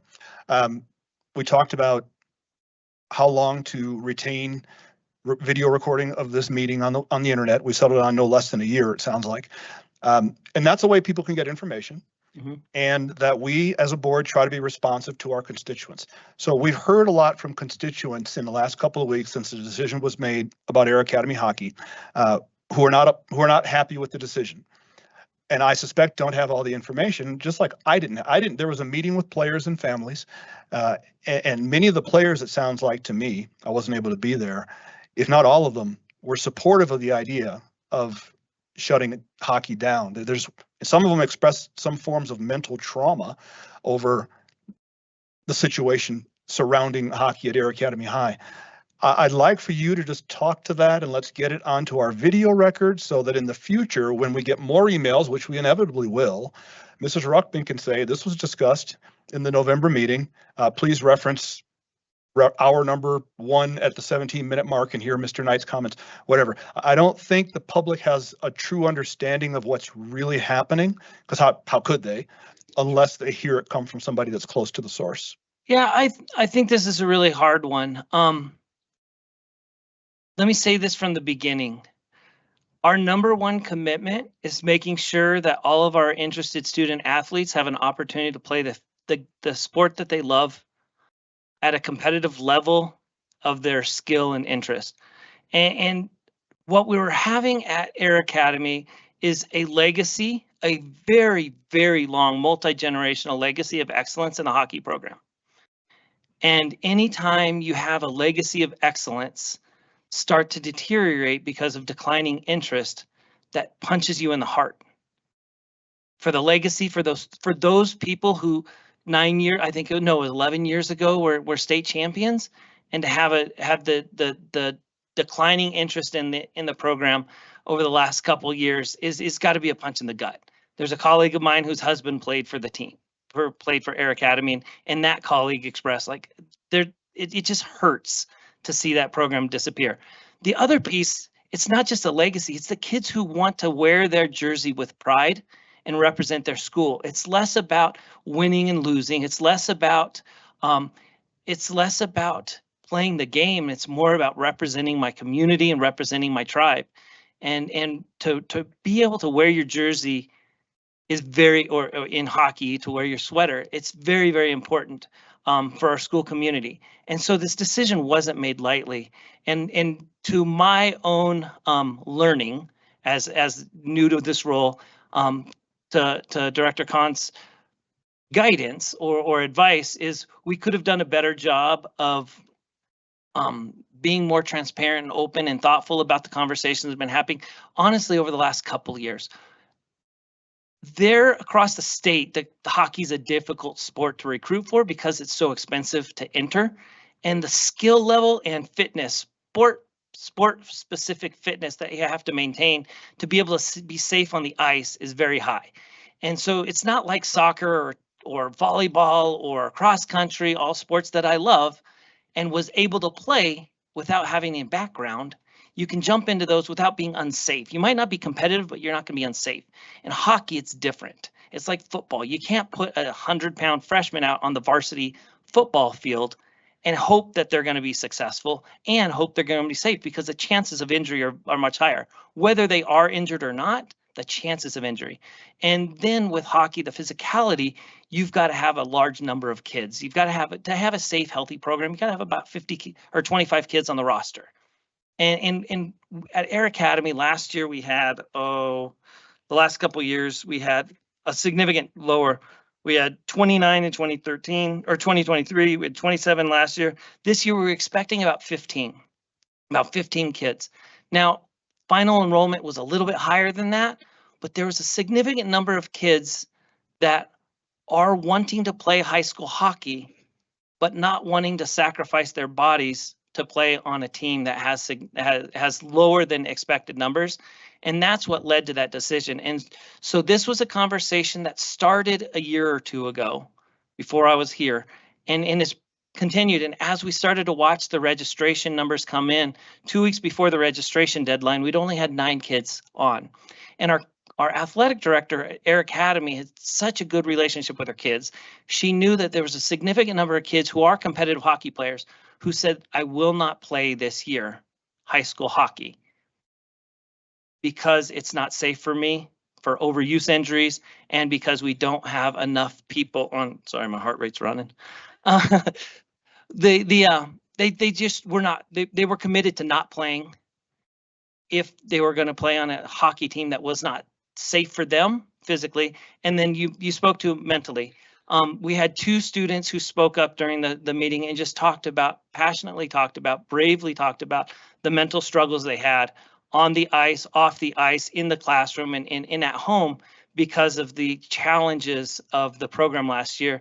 And they didn't want to be placed in that position of having to make a decision. Do I play the sport I love and potentially suffer the mental health issues that I suffered last couple of years, or do I just sit out my hockey season? Now that impacted them. At the same time, we had kids who were very passionate about wanting to play the sport they love and to wear the blue and gold or the blue and silver sweater. And so regardless, there were going to be unhappy kids. We had to make a decision that was for the safety of all kids, and that's the decision we made. Thank you. Good explanation.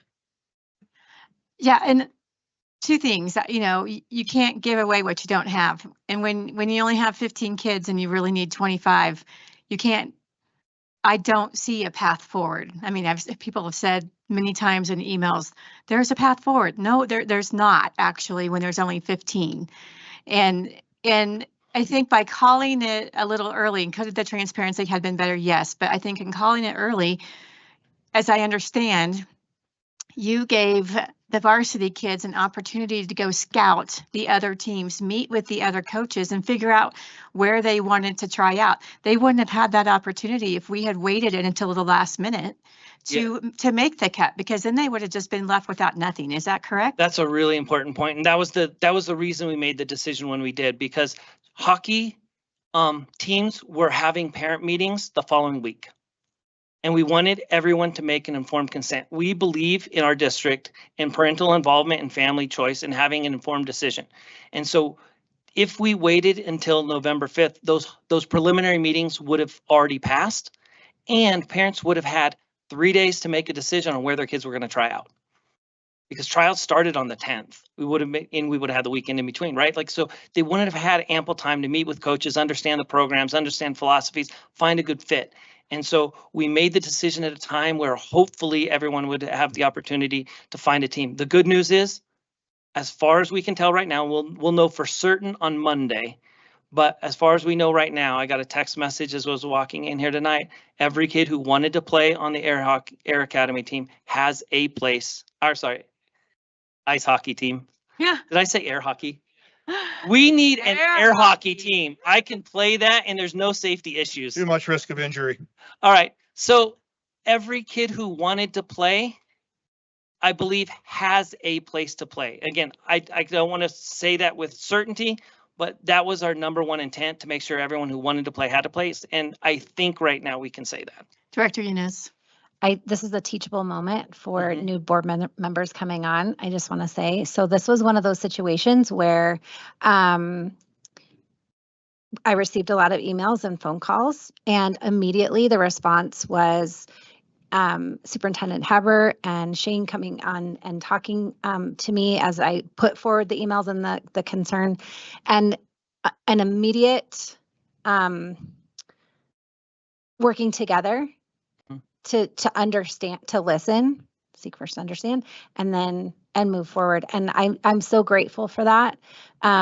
We don't always end up with the outcome that every single person wants, but to be able to go back and answer those emails and say, everyone has done their due diligence in this situation, and it didn't end up the way we all wanted. But I just really appreciate your thoughtfulness and ultimately you're, just working together. Thank you. Yeah. I just want to put a little piece of context here. Of all the school districts in the state, we offered, prior to this year, we offered 4 teams for our students, and we have 26,000 kids. The only other district that offered 4 teams was Jeffco, which is 3 times our size. Boulder, which is very similar to us. St. Vrain, Denver, which is 4 times our size, all offer one team. Cherry Creek offers 1 team. Cherry Creek's got 55,000 kids. Per student, we offer more opportunities to play ice hockey than any other school district in the state, minus those very tiny small school districts. But of the medium and large school districts, that's where we're at. Thank you, Vice President Cons. That is amazing to know. And so change is hard. And so the more information. But what Director Yunus was just saying about getting on the phone and communicating and working together, Superintendent Haber and I were on a catch-up call, and I started asking questions, and she was walking the halls, finding Mr. Knight, finding Mr. Alexander, and got them all on speaker. And it was just immediate resolution, understanding. So thank you for that. And like you said, to our new board members who are here, that's how things roll around here. And it's exciting, and it's gratifying, and it's collaborative. And so thank you all. Thank you, Mr. Knight. And I appreciate the self-reflective attitude of learning how we could have done it better. I appreciate. Sorry. Direct, you've had 2 turns. I'm just kidding. Direct. There's one more thing that I think is important to get on the record. You mentioned winning and losing isn't everything, and it isn't everything. But I think, I played sports, and I think probably many, if not most of us have. Winning is fun. It certainly beats the alternative. And the numbers I heard concerning the Air Academy win-loss record as things have begun to deteriorate these last couple of years indicate it's going to be tough to have fun. Can you just speak to that real quick, and then I'll be done with you? Yeah, to be honest with you, I didn't look at the win-loss record because competition level is not important to me. I understand that they were not competitive on the ice, but that's not why we have high school athletics. We're not out here to win state champions. It's wonderful when we do. I'm excited for our volleyball teams that are competing right now in Denver. I'm excited for all of our teams that are in playoffs right now, and I'm happy for that. But that's not why we do what we do. But I do know suffering very big losses is hard on the hearts of the athletes. Right. And to your point, it's hard to build a program with a losing record. And that didn't play any part in why we made the decision.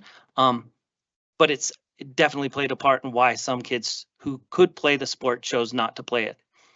Yep. Thank you. Good explanation. All right, thank you. I appreciate your time.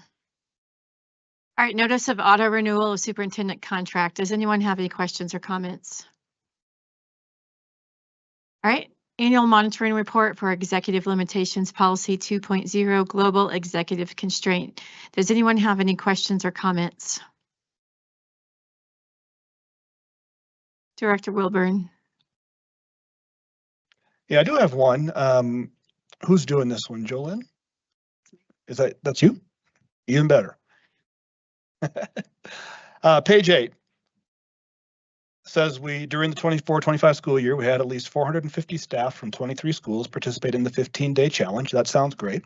Can you tell us a little more about the 15-day challenge, and is that something that we should be doing too?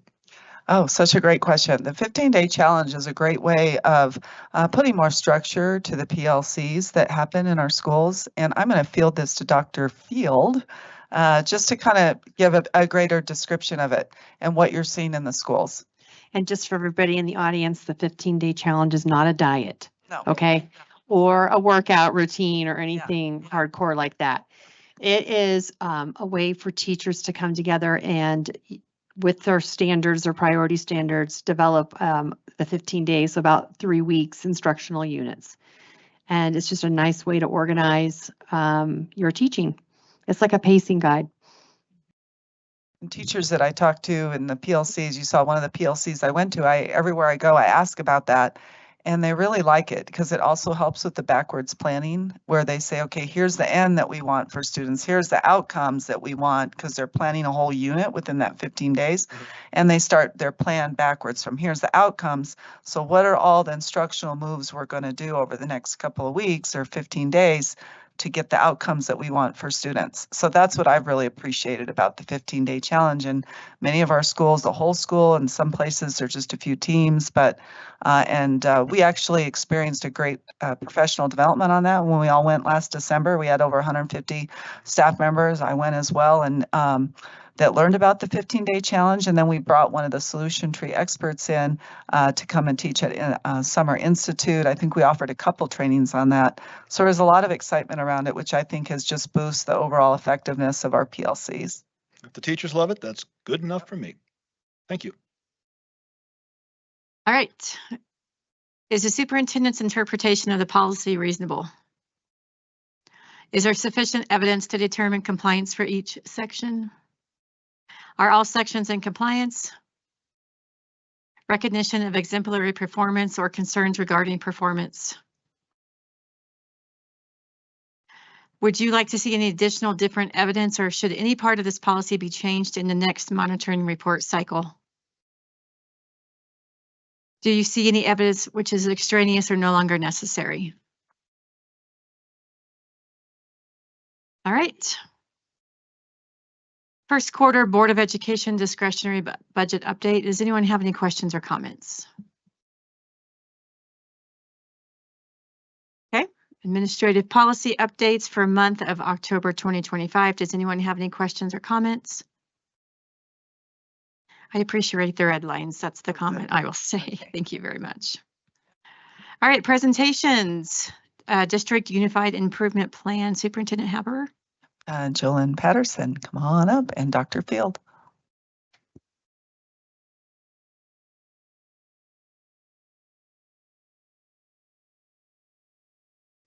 Good evening. Tonight we're going to look at the district's unified improvement plan. This first slide just speaks to that this process is part of our cycle of continuous improvement. The Act of 2009 requires that Colorado district and schools create an annual improvement plan. And so that's a process that I support with our building administrators and my amazing assessment team. The Colorado Department of Education has developed a process for the UIP planning. So we're going to look at some of the pieces in the template tonight that goes with that. And it's also designed to meet the state, federal, and program accountability requirements. So in the last 2 years, the state has redone the template. And so they're now calling it the streamlined template, which we are all very appreciative of because it was a very extensive online platform that we had to work within. So some of the key components are that is one, it is now streamlined to better align with our school and district planning process. They included clarified instructions within the system, which is helpful when you've got lots of people filling out a plan in a form. The time that it takes to complete this has been reduced greatly, so that has been appreciative. I don't think the content, I think when you see the report tonight, having seen it in past years, you'll see that it's very similar on the information that's being reported out, but the time that it takes our administrators to enter it has been reduced. And then they state that they have an enhanced visual appeal. So we do like it when it looks a little happier and it's a little easier to read through. These were all submitted. So at the school and district level, they get submitted on October 15th yearly. So I submitted all those on behalf of the district. So our process as a district and for planning is around building these plans. We look at our district performance framework and our school performance frameworks, which we've talked about in the last few months. We do extensive data analysis, and then we collaborate together with our leaders, specifically with our learning services leadership team that works in collaboration to develop this process and this work. And sorry, I'm trying not to cough for you all, so that's why I sound like I'm running out of air. We appreciate you. I'm gonna make it, but and I can't laugh because then things get, so I won't be as funny tonight. Sorry about that. I'm gonna have to be calm. All right, the next piece we're gonna look at are the assurances that are submitted each year. So the first part, the schools sign off on this, and so it says that they've worked together to look at their school performance framework. They have collaborated in a partnership with their school accountability committee. And so they're working in partnership, not just during this time, but throughout the entire school year. This year, Dr. Field and I, and it was a partnership with Mr. Knight and now Mrs. Evans in supporting our DAC as we created modules and information for our schools so that they're all sharing similar information throughout the year with their school accountability committees. And then for our elementaries, there is a focus on our read plans and our reading for our kids K through 3. So real quick, so before Jolynn, we actually jump into our new UIP, you all have a handout at your, yes, this is the cheat sheet. So you have 3 handouts that I gave you with a paper clip. I left them a long time ago, so they might be buried. No, like a few hours ago. So you have the mini one that Susan just described. I also gave you the full report that was submitted, which is much longer and in much smaller font. So if that was something that you wanted to review. And then the third document will be for the next presentation for the strategic plan. Thank you for remembering that. We gave you all handouts to go with it. So it might be easier to follow along. The slides are replicated in the handout, but I use this format with our stakeholders and it makes it easier for them to see and review without reading that extensive report written in about a 6 font. So the first thing that the report looks at, or this handout looks at, are the priorities and the root causes. And so our priorities this year, we are looking at math in particular and growth scores. We're looking at English language arts, and we're also looking at improving our chronic absenteeism rate. And so in a little bit, we'll look at the data that's tied with that as well. when we think about root causes, you have to think about these are adult behaviors. And so we want to make changes that adults can do. We can't rely on, sometimes people will say, well, if the kids aren't at school or their parents don't bring them, or that's not something that we can help or control. So when you do root causes, it has to be things as us as educators and adults in the system can work on and improve. So we're going to look at the root causes in each of these sections. So as we go through this, you'll see the chart goes from left to right and up and down as well. So for math, some of our root causes, so we also look at these, that if we were able to fix these, we would have different major improvement strategies, because these are what are holding us back. Those are the root causes. And we've done extensive work this year. We've done it every year, but this year we've even gotten deeper in looking at those root causes and identifying areas to focus on. So for math and ELA, you will see that they're very close. There is a lack of data-driven or research-based instructional practices, so that's something we're always working on. Resources and curriculum is not fully aligned with the Colorado academic standards. And there's a lack of teacher collaboration and coaching structures. So when you think about our PLC processes, we're really trying to keep that collaboration piece in place and working together. If we look to the far right, there is a lack.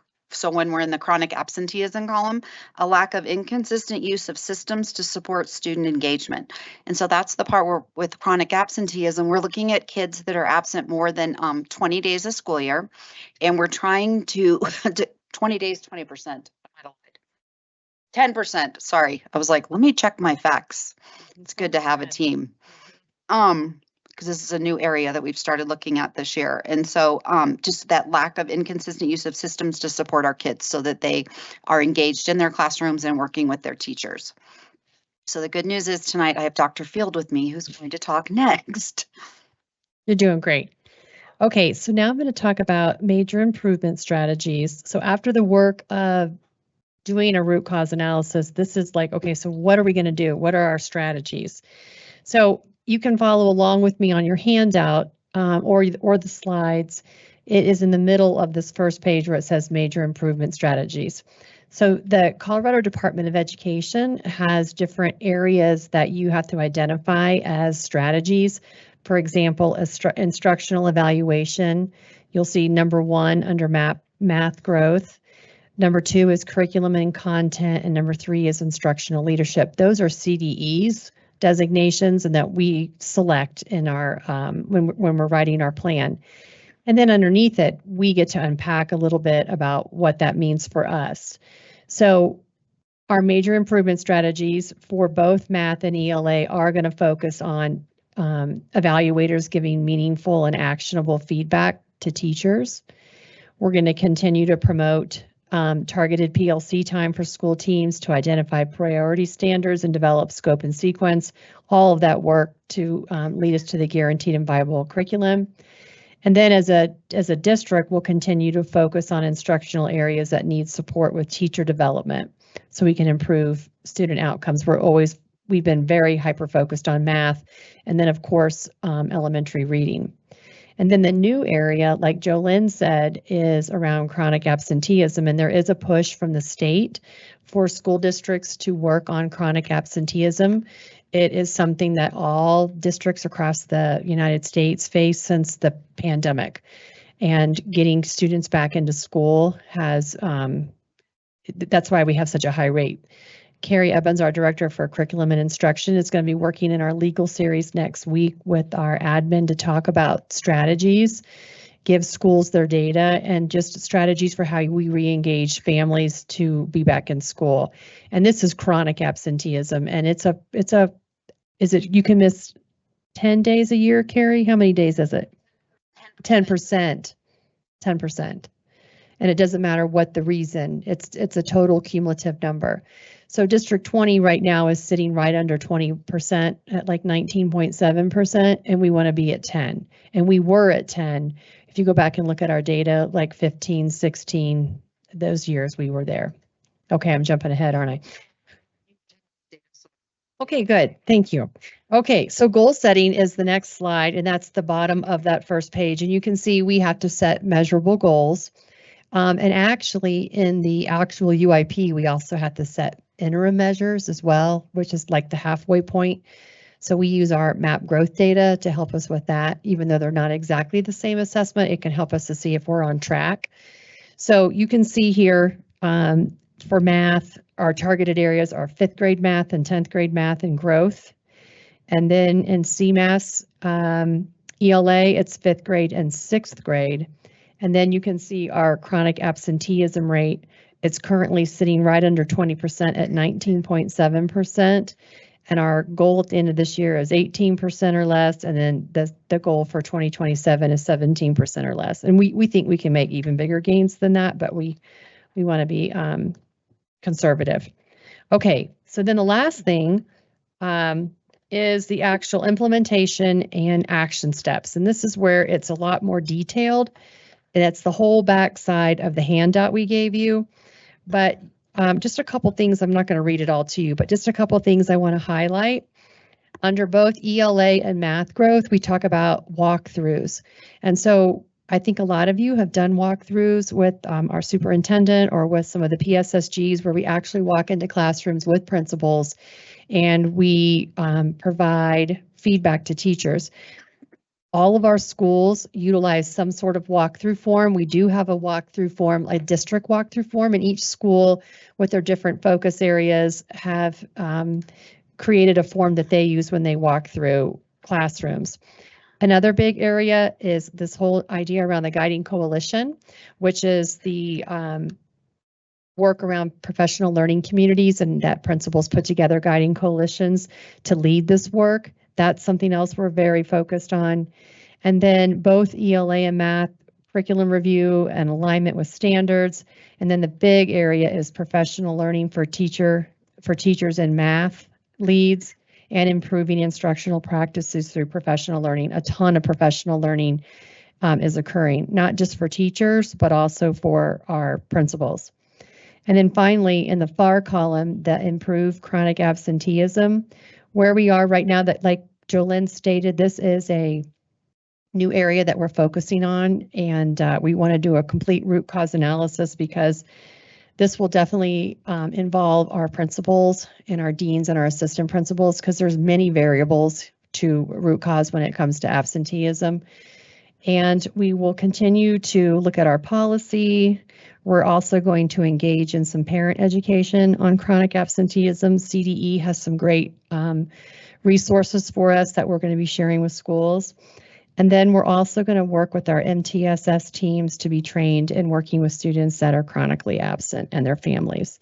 So we are going to jump into the deep end of the pool in this area this next semester, and we will keep you posted.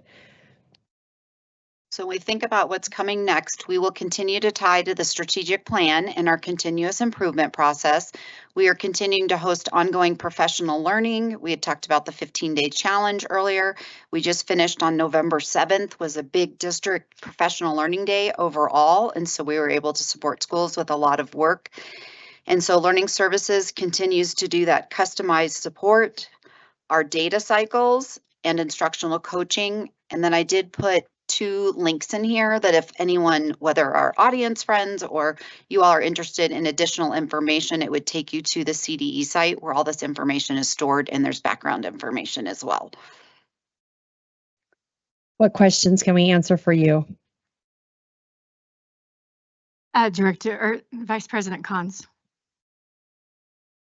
I didn't remember till right now as we were reading this again, but Dr. Phil, do you remember the first time I ever saw this report?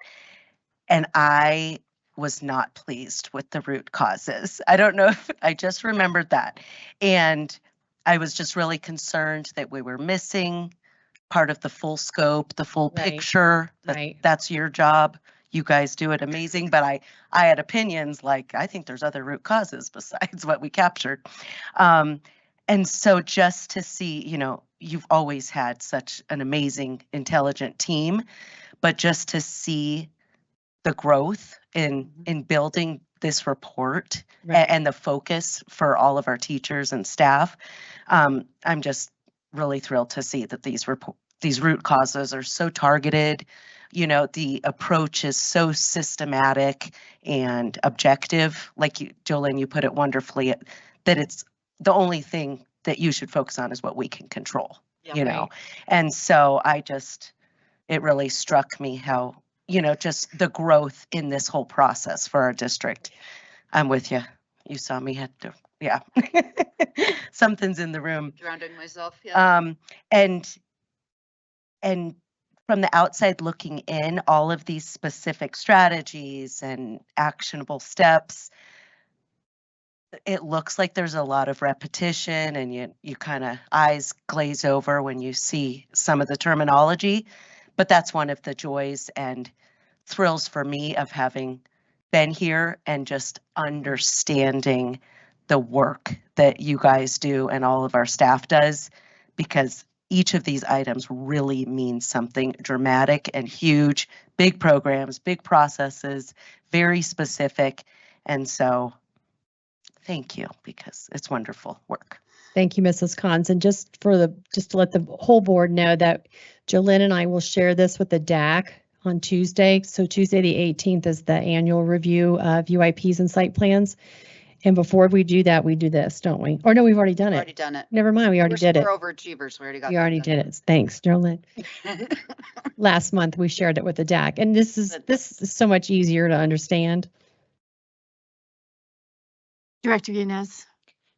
Thank you for this. I look at these and I'm looking at the 3 root causes under math growth and ELA.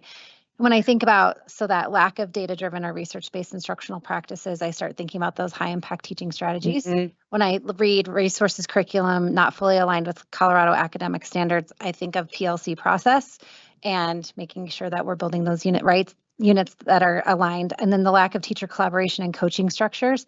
I think about how hard it is when you have changing teams and you are trying to build that culture and that collaboration, and then somebody, 2 people out of the 3-person team or something they change schools or they change jobs or whatever. It's hard. And then your students, it's a constantly moving target. And so because needs change, but these are things that I don't know if they ever fully go away, right? You're constantly it's like laundry, you're never done. And so, the attention to detail in this report and isolating those 3 things in education, it's like when you fix that, tell the world, because we'll write a book. Correct. Yep. I'll buy it. But yeah, I really appreciate to Director Khan's point, this it's so detailed and down to the nitty gritty of this is what we do and it's hard and we're always going to be moving, getting after it, these 3 things. So thank you. Yeah, and I'll second off of that too. Just the curriculum not fully aligned and Schmoker's values of doing curriculum audits and things like that. And so I love how we're looking at that and we're willing to do that and constantly, like Director Yanez said, the constant drive for improvement. So I appreciate that. Thank you very much, ladies. You are? I think Do you have something? Oh, sorry, Director Wilburn. Couple quick questions. Are the UPIs basically rubber stamped at the CDE level, or do they sometimes push them back and say, hey, clean this up a little? Well, in my tenure in this role, they've never done that with our district UIPs. I would imagine at the state level, there is more oversight for schools and districts that are on turnaround plans and more intensive improvement plans. And so that's where the state does get more involved. But for us, once we complete the submission, it's really us building it. And so the process is led by myself, but then our PSSGs, Dr. Field and Mr. Knight and Tacey Killingsworth and Becky Harris, they review everything that the principals have submitted as well. Like it's a team effort to ensure that we're making sure not only the district plan is well developed, but also our school plans. Okay. And excuse me, the chronic absenteeism is alarming. I'm sure more so for you all than for us, being almost double the target. I'm curious to see as those plans and structures get put in place, what those look like. But I'm wondering how much of this is the numbers can say what you want them to say, data type stuff. In other words, my suspicion is it's the 80-20 principle, where 20% of the actors are responsible for 80% of the acting. Has that kind of been your experience? So this is very new for us. So I will say, as your data person, we've been starting to do some looking at how the state is collecting the data. This is Carrie Evans, our Director for Curriculum and Instruction, and she is our lead on this. So we have just started the work on disaggregating the data at this point. I'm going to be working with all of the administrators starting next week. We've developed some new reports to help us understand demographics of students and really identify the specific students who are chronically absent. And so looking at, when you think about the chronically absent student, it's a percentage of students, so you can really hone down into the individuals. And we're looking to see if we have any subgroups that are more commonly arising with chronic absenteeism. So we're going to put some layers on our reports to do some more information digging on that. So in the months to come, we'll definitely have answers to that. Okay, so that data mining is ramping up. It's just starting. Thank you. Yep. Thank you. Perfect. Director Enos. Sorry, I'll make this quick. I really appreciate your posture of getting to the root cause of absenteeism rather than reacting to absenteeism. Truancy court is a thing, but it's sort of that last stitch effort. When I was a CASA in El Paso County, was certainly, absenteeism rates factored into dependency and neglect cases, but that's not always what's going on. And so I think just taking the time to research and really look at what's actually happening. Certainly the absenteeism rates during COVID may or may not still be impacting people's comfortability with coming back. But I'm just really appreciate your overall posture about the issue and really looking at the student versus just a response.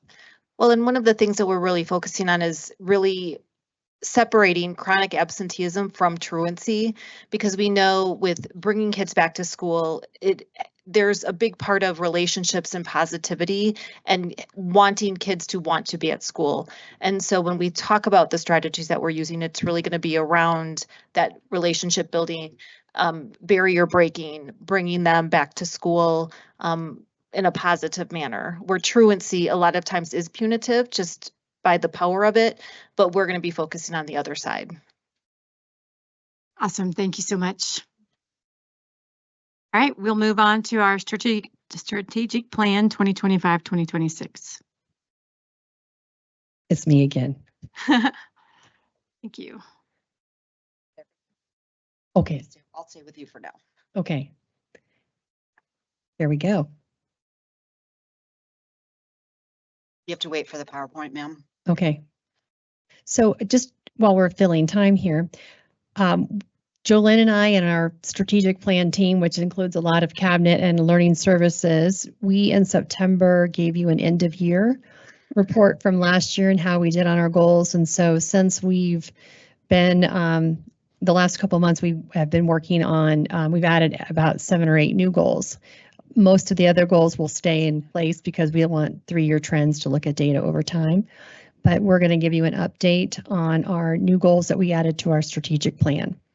So we're working on the technical pieces in the background right now, Dr. Field. So one thing for the board is that we did provide you at your seats tonight another Jolene version of the mini strategic plan that might be easier to follow along rather than sometimes reviewing the PowerPoint.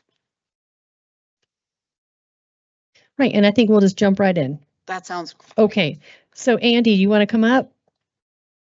If we'll just go off this right now. That's great. Okay. It was just the strategic plan, this our mission statement and our who's on the team. Yep. But we could do that all at the end. We'll come back to it. We'll just jump into the goals now. So Andy, just real quickly, is going to buzz through the literacy goals that we've had and will continue to have. All right, so 1.1, 75% of third grade students will achieve on or above grade level benchmark status on DIBELS 8, the composite score.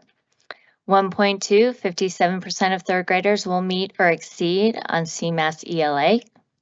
1.3, elementary CMAS ELA growth goal, we will achieve an MGP, medium growth percentile, of 55.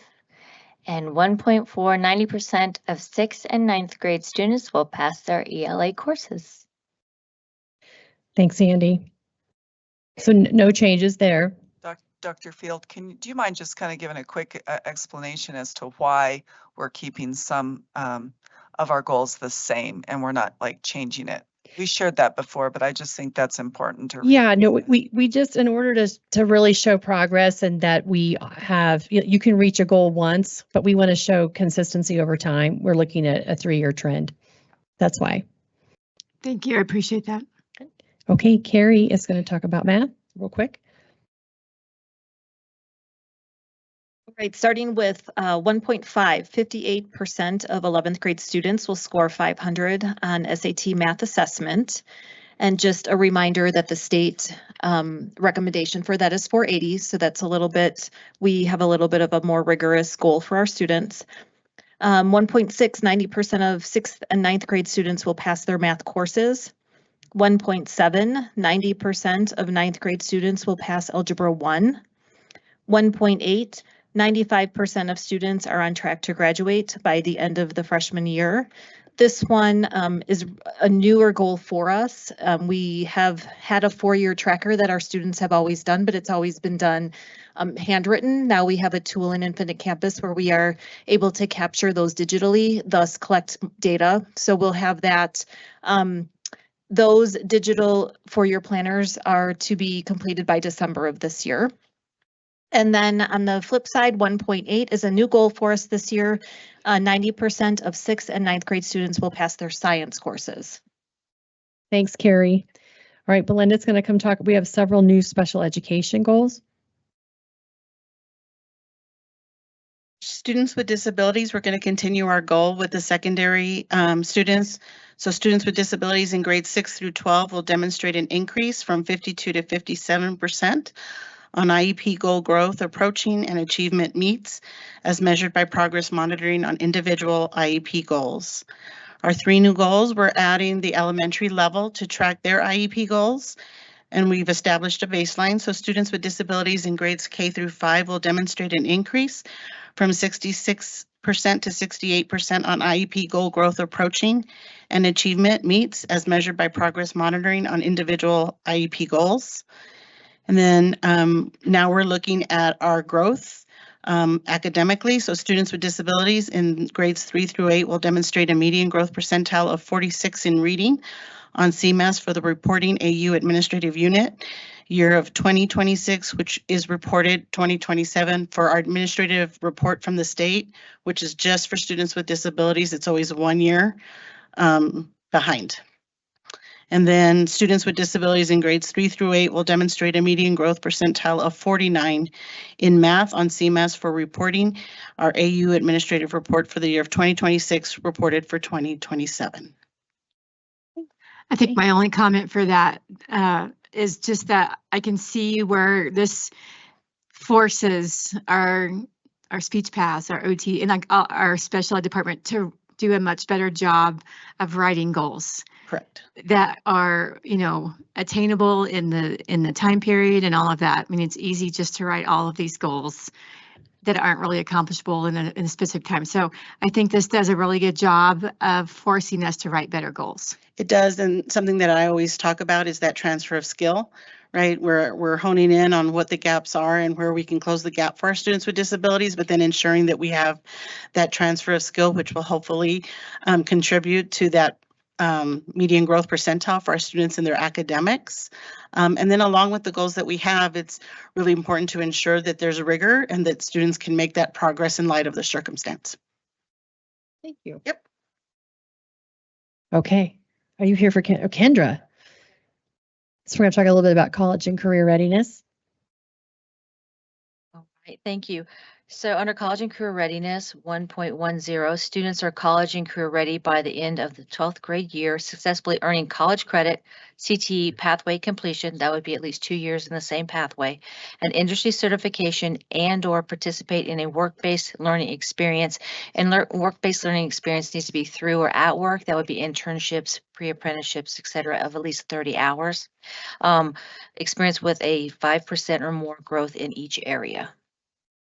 And then 1.11, 90% of all students 9th through 12th grade cohort will complete the ICAP, which is of course the individual career and academic plan process. Thanks. All right, we're on to the second objective area, which is culture of connectedness. Shane. And so this is somewhat related to our previous conversation. In 2.01 or 2.1, 85% of our 6th through 12th grade students will report participation in a school district, extracurricular activity, a club, athletic team, or some other non-academic opportunity. And that's going to be measured through the survey data, the Hanover. And then we're looking to maintain a 90% attendance rate at each school level, elementary, middle, and high school. And then 2.3 is 80% of our 6th through 12th grade students indicate that they feel included as part of the community, as reported through the Hanover Student Experience Survey. Thanks, Shane. I'm sorry, can I interrupt just while we're You sure on? can. And this might be for Carrie too, because it came up in the last presentation. But I think I may have been confusing the percentages we were talking about, and Mr. Wilburn was referencing too. So we were seeing that 19% absentee rate, but then we were also talking about 10% goal. I think we were comparing apples to oranges, if I'm starting to like realize all the numbers, percentages we were throwing around. So when we talk about 2.2 here, 90% attendance at each level, does that mean 90% of students who miss less than 10%? It's a different. Yeah. Yeah, it's so the attendance rate is calculated a little bit differently. So and the attendance rate really is used for school-wide or district-wide. It's not getting necessarily down to the student level, but it's essentially just the number of present days over the number of total days. And so it's just giving us, this is the amount of time that students are present, where with chronically absent, we look at the total number of absences over, no, I'm not a math teacher, so it's the total number of days over the total absences, or opposite. Okay. Opposite, total number of absences over the total number of days. But really, it's totally comparing two different things. Yes. We use the average daily attendance rate. That is for a group, where chronic attendance is for an individual student. Got it. Okay. I just no, I get it. I just thought, I think we were all talking about a lot of different numbers, and I kind of wanted It's a little clarification. It's different, right? Thank And you. it's two different percentages, so I can understand Okay. why. Thank you so much. Sure. Good question. All right, now we're on to our third objective area, which is invest in our staff, and Cameron's going to take this. All right, I want to preface this with, you're going to see I have some new goals. I want to talk about why we made that shift. When we started looking at what does it really mean to invest in staff and help them to grow, we had retention as one of our goals. Well, retention is really a byproduct of what we do. It's a result. And not that we're not going to continue to track retention. We continue to do that every year. But we wanted to look at those things that we felt could impact our investment in staff and help staff to grow. So our first one is 3.1, which is around offering competitive salaries and benefits. That is measured through EL 2.7.3. We have to be in the top quartile within our region. So that will continue to stay our goal for that. And then 3.2 is the same goal. 90% of staff will complete a professional learning course or training that's beyond what is required for them. And so that will continue because we feel that's very important. That's one of our pillars, is that professional learning and how we support staff and help them to be trained and understand the knowledge and skills they need to be successful. The other thing is 3.3. That's the next one, is increased staff participation, staff wellness opportunities. I'm not sure if you guys are familiar. We have a robust wellness program, and that includes anything from yoga class, or exercise classes, or they bring in chefs and teach people how to cook healthy meals. We have mental wellness sessions. We do, I think you probably heard of Walktober, where we try to walk a lot. Yeah. And we do all that. So these are all things that we offer. We have about a little over 3,000 staff that in our district, over that, actually over 3,500. We have about 1,000 of our staff participate at least at some point. So we only got about a third of our staff participating in this. And we know there's a connection between physical activity and wellness and also mental health. So we're trying to increase that. So that'll be one. And then also One Medical. That is a thing we added on to our Kaiser benefits. And it's basically I can go to One Medical. We have 3 locations. I don't have to pay a copay. I can get in usually within 24 hours. I can do virtual, appointments. Right now we have about 800, a little over 800 folks who have accessed One Medical out of probably about 1,500 people that actually have the opportunity to potentially access that. And we just know that's going to be better for our staff and their families to be able to go somewhere where they don't have to pay a copay. They can get in quickly, get what they need, especially if it's something minor. If it's something more, they can get referred to a different doctor. And so that's one thing, is to try to help promote the understanding of the benefit of that. It also can hopefully help us lower our rates for our health insurance. So by using that, we're not using the regular Kaiser insurance. That means the usage rate goes down. So hopefully that can help us keep our premiums lower. So there's a combination there. The next is 3.4, which recognize at least one staff member or program staff are leading at least once a month through just various D20 communication options. And one of that is we also know that staff want to be recognized for what they do, their contribution, and recognizing staff for us is very important. And working with Mark and his communication team, we will be able to continue to highlight our staff and our programs that impact students. And then last is 3.5. I want to talk. I'm going to say something first. Okay, so yeah, and then you can jump in. Okay, so this is around the use of AI platforms. One of the things that AI, it's still fairly new. We're still learning how it can impact us in the education world. But what the idea is to reduce the time and energy and effort and the workload that staff have to do to do some of those tasks that right now might take 2 hours. They can maybe do in a half hour. So if we can really help staff understand how to use these tools in a way that helps them reduce their workload, that will be better for staff. So that's one of the ideas around this goal around AI. And then anything else you want to add to that, Susan? Yes, I'm reading notes from Diana, who couldn't be here, but she wanted me to tell you that an enterprise platforms are software platforms for which our district provides accounts to users as well as support and training. These platforms differ from the consumer level software because they provide data privacy, access to usage metrics, and an array of other benefits and features.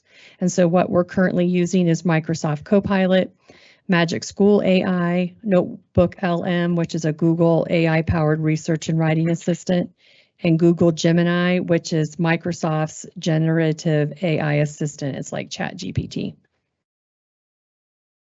Okay. All right, Mark, next. I wish I had known about Walktober because it was more like Sittober for me. I just did a lot of sitting working. So next up is transparent communication. We are much like what was shared earlier. We're going to keep a lot of our goals very consistent. We're just going to bump some of our numbers up or add on a target metric. For 4.1, we're going to up the 90% positive or factual to 92%. For 4.2, we're going to continue to meet the engaged user number on our website at meeting or exceeding our parent population annually, but we're going to add on a website refresh. It's about time that we do that for our website. We're also going to increase the functionality through targeted and intentional updates to our school choice tool. So look forward to some updates on that from our team. Around 4.3, we're going to continue to grow at 5%, but we're also going to incorporate all of our existing social media pages across all our schools. So think about all our school Instagram pages, our school Facebook pages. We're going to make sure that they are sustainably managed in an enterprise tool. We're well underway on that, but we wanted to add that as a goal in the plan because it is future planning and it is strategic.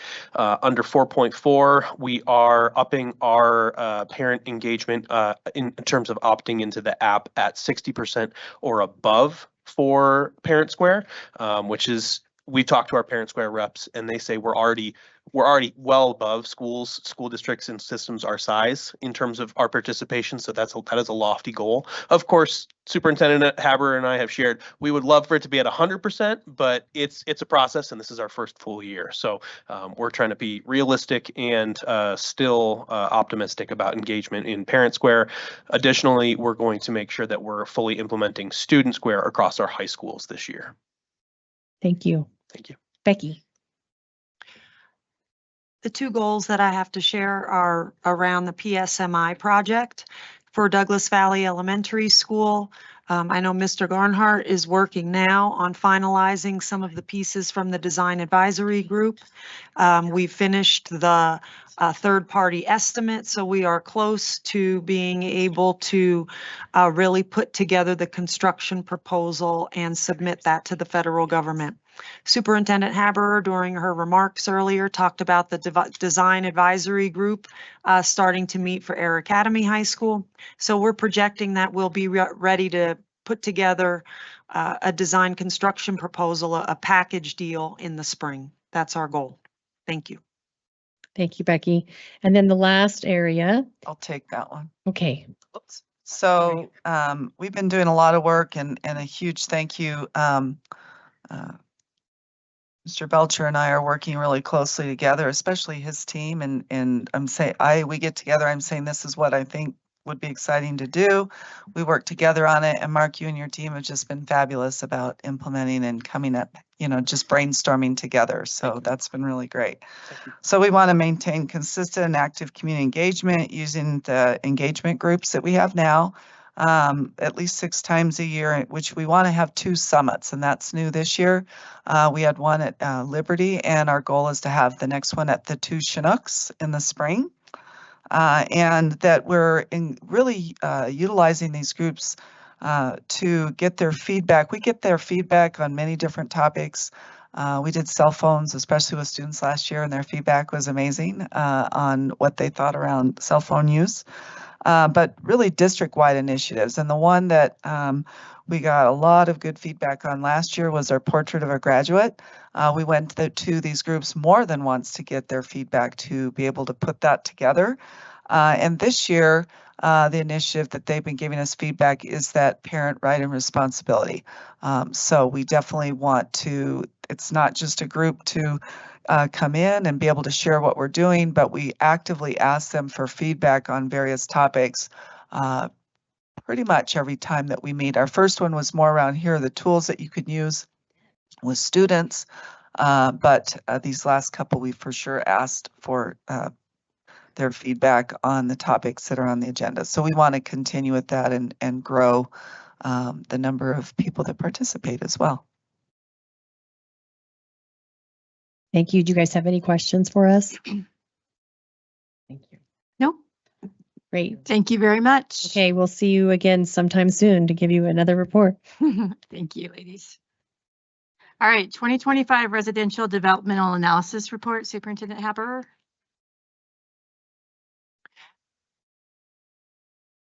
I'd like to introduce Don Smith. He is our planning consultant. And what I appreciate about Don, one of the many things, is his tremendous amount of historical knowledge regarding District 20. And this is a revered report that people look forward to each year. So welcome, Mr. Smith. Thank you. I know where all the skeletons are buried. But I would comment quickly on one thing I heard earlier in the meeting, and that was that Academy School District 20 has produced an audit 2 years in a row without comment. That is unbelievable. As someone who worked in school finance for a number of years, you have everybody in the world handing you money, but they all want to tell you how to use it. They want to know where it went, when it went, all the way from the School Finance Act to the person down taking care of the student activity funds at the school. That is tremendous. So Becky and Kathy and her staff, great job. With that, we'll jump into where I'm supposed to be on residential analysis. I always like to give you a little update on the commercial things in the district up front because those drive our mill levy much more quickly than do the residential pieces. So if you ever get yourself in a position where you need to go to a bond issue or a mill levy override, It's that commercial development that drives the assessed value upward and helps you pass those without having to increase mill levies. The Air Force Academy Visitor Center and that whole complex at the north gate of the academy, tremendous asset to this school district.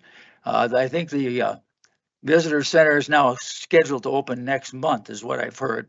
And that's been going on for some time. They kind of delayed, but I think they're ready to go.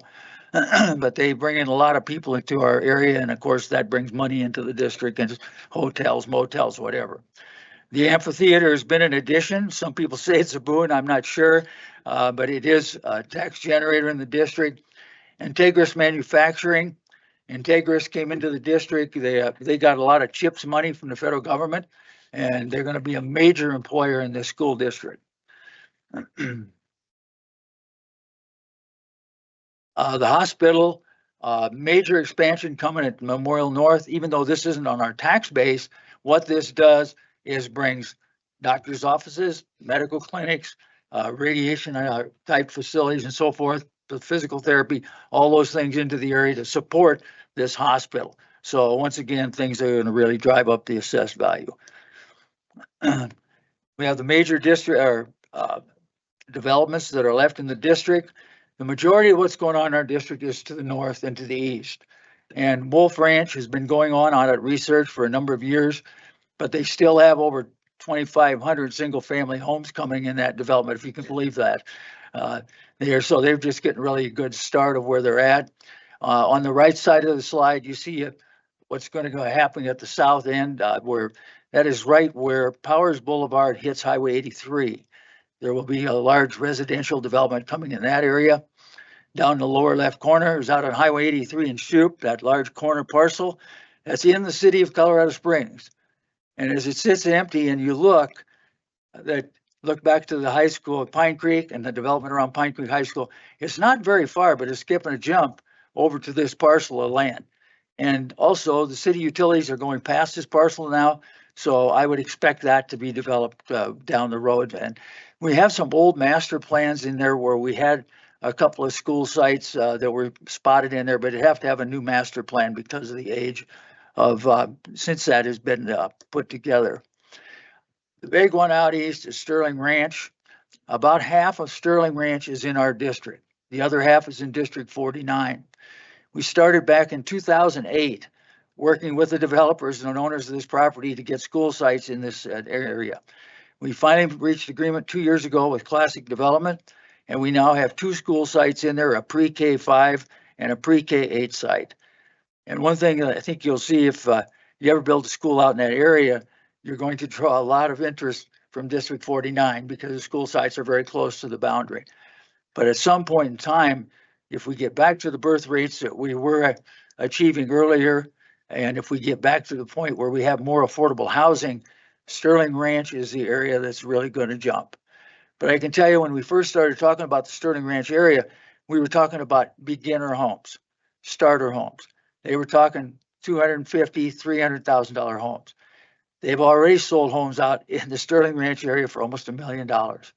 And so I'm not sure the starter piece is still there. There's a couple others out in that area too. There's some Schmidt property and a couple others, Janus properties, that'll also be bringing some multifamily and things into the district. This isn't the best shot in the world, but this shows Powers Boulevard going up to Highway 83. And that little green area up there is known as Ovation. It's behind the Kettle Creek subdivision off of Old Ranch Road. And you'll notice right beyond there is the new fire station that was built in that area. And of course, this is important because this is where the whole development around that area is going to come. Once they put that under or overpass in and Powers goes through, this is going to be a significant area in our district. The actual membership count, you can see from 24 to 25, we had a little bit of decrease. And as I keep telling Becky all the time, you know, it's easy to grow. It is very difficult to go down. So we got to keep growing, or at least stay steady with the students that we're getting. But a little bit of a surprise, and people don't realize that somebody says, well, we're going to build an apartment complex in Academy School District 20. And the first thing that they envision is thousands of kids are going to come roaring out of these doors and down to the bus stop. Not true. If you look at this from 2018 until now, this was on the 2nd of October this year, we've gained 23 students in this school district over that period of time. But if you look at the columns to the right, you have single family dwellings, single family attached dwellings, multifamily, and you've got over 13,000 dwellings have been built in the school district, and you got 23 kids. So if someone comes to you to say, man, they're going to build an apartment complex in my neighborhood and we just can't handle the students, that is not true. We are growing very, very slowly. We just are not generating the kids like we were. When I first came here, we were getting almost 3/4 of a student out of every house. Now, if I look at just the housing piece, I don't get into the demographer's business where he goes into birth rate and all these other things. I look at how many kids you actually have and how many houses were actually built based on what the developers are telling me. And we're only about 1/10 of a student out of a house right now. So that is a significant change. But like I say, if the economy comes back around, birth rates come back up, housing becomes more affordable, you're well prepared because we'll show you in a minute that you do have school sites available to accommodate that growth. As far as building capacities, when we talk to you about the actual building capacity, we use a couple of different things. One's the architectural capacity. What was the school actually built for? And like an elementary school is 600 students typically in our district. But what we look at also is what's the utilization rate? In other words, not every classroom is used every period of the day. And we have specials in the elementaries, for example, that come in and take up space, and we have to account for that. So for regular instruction, elementary level grades, pre-K through 5, we hope to have a 90% utilization rate. When you jump into the middle schools, and high schools, it's about 85%. And one of the things that happens there, if you start pushing that towards the 100% factor, you've heard the teachers talk about art on a cart and those types of things and trying to teach those things in multiple classrooms. Doesn't work very well. And that's why we have to maintain that utilization factor. When we look at how do we accept students into the district and what do we consider? First things first, in-district students, that live in the enrollment area. Then we look at choice kids in district. And lastly, kids coming from out of district. And that's how we have to take through that process in order to look at kids coming in. And we've got some schools that are right at capacity. And I mean maximum capacity. So we've looked at those things and I think they've all been reviewed and are being reviewed currently to make sure that we maintain the space available for our in-district kids. When we look at this, as far as each area, I look at them by. Mr. Smith, can I ask a question real fast? Raise my hand like I'm in school. Capacity numbers, does that include the portables? Correct. Okay, so at this point, yes. So if we have a lofty goal someday of not having any kids in portables, that would greatly impact our capacity numbers.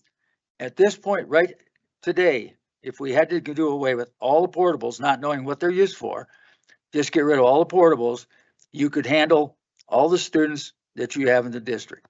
Now, you're opening a real can of worms because it's going to mean a lot of movement around.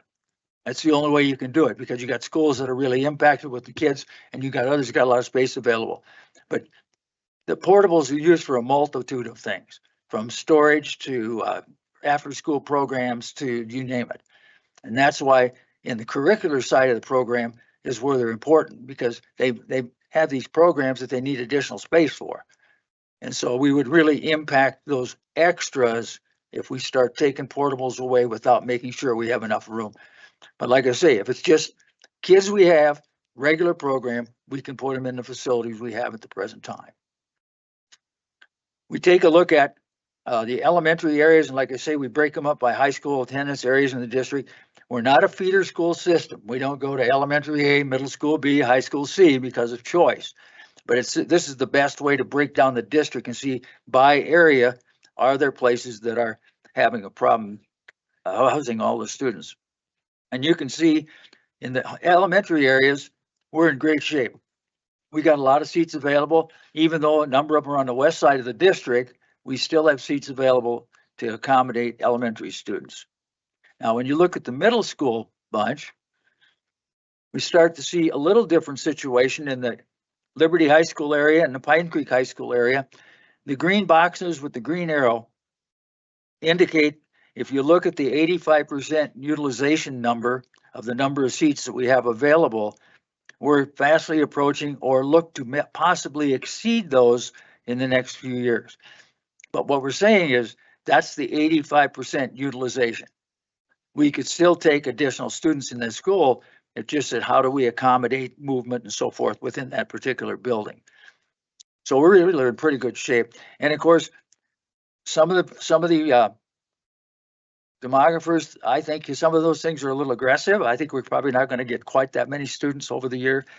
And I really rely on Becky and her staff and all the building principals that feed into this process as numbers to give us accurate things. And they've been very accurate over the years. And I'm comfortable with we'll have space available.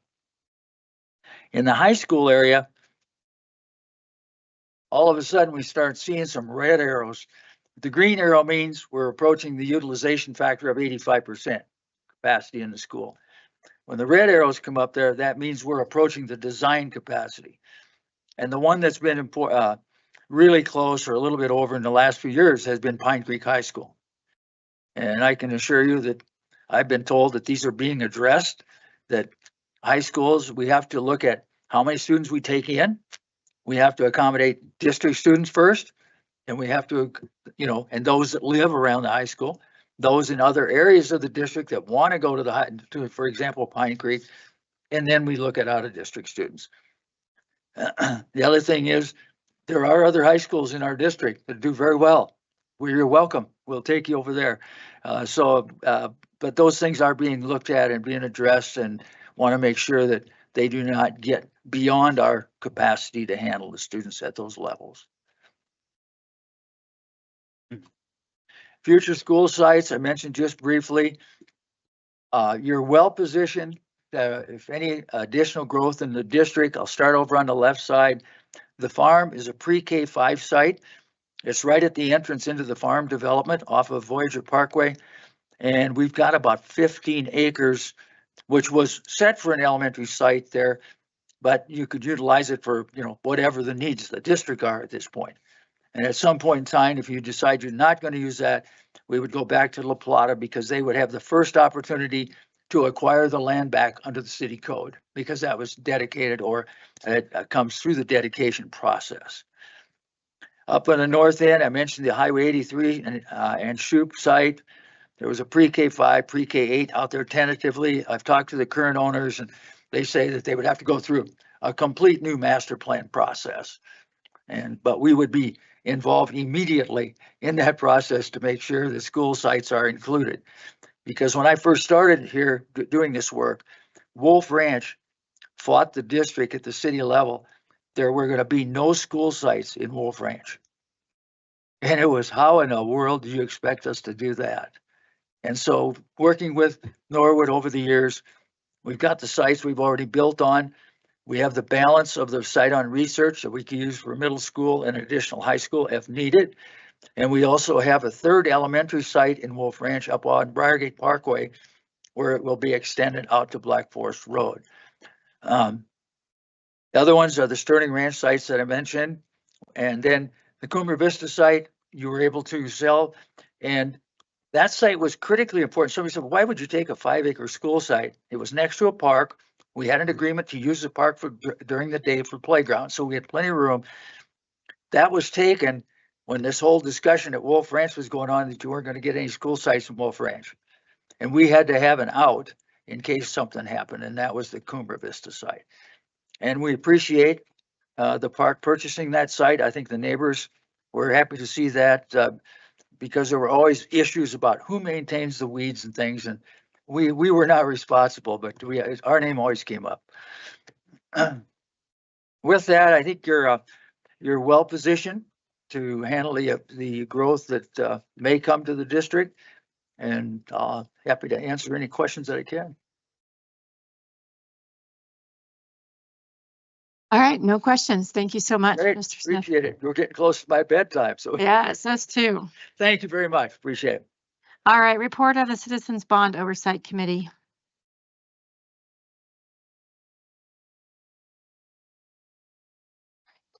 Hello, my name is Jessica Taverdi. I am a very involved parent in the district.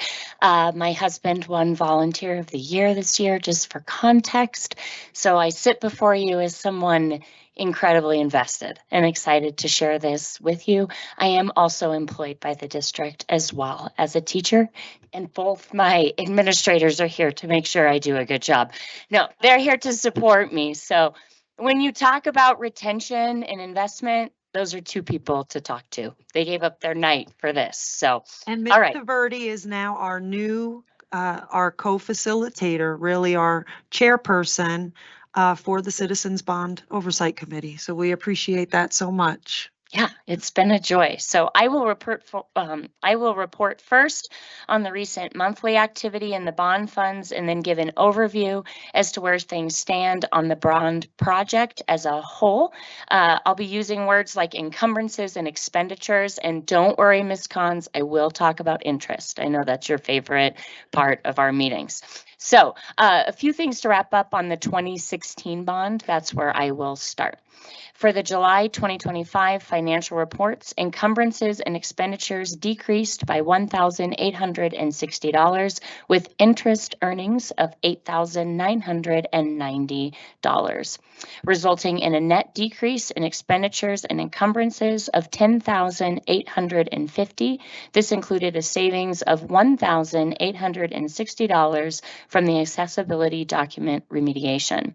For the August 2025 financial reports, there were no encumbrances and expenditures, with interest earnings totaling $8,714.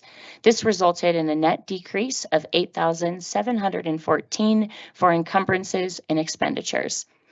For September 2025 financial reports, there were no encumbrances and expenditures, with interest earnings totaling $8,370.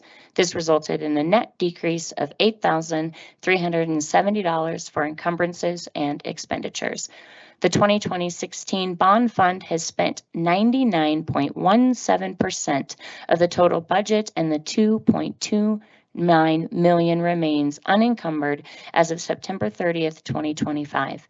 After an audit is completed and the balance of funds remaining is reconciled, any remaining funds will be most likely be moved to the general fund or capital reserved at mid-year budget adjusted in January 2026.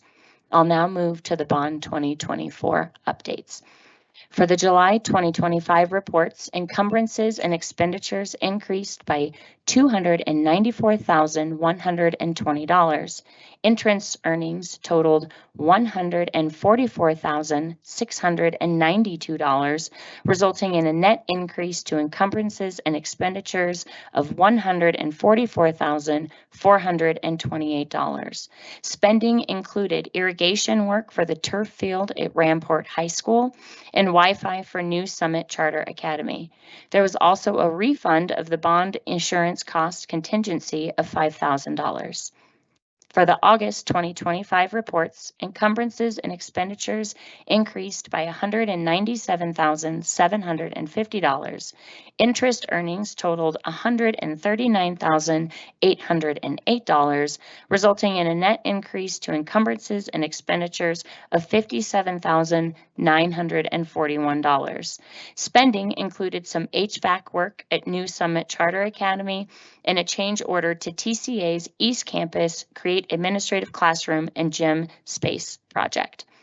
For the September 2025 reports, encumbrances and expenditures decreased by $37,953. Interest earnings totaled $131,987, resulting in a net decrease to encumbrances and expenditures of $169,940. Spending included environmental testing of gym floors that are scheduled to be replaced and a savings from the turf field at Rampart High School. As of September 30th, 2025, 8.7% of the funds have been spent.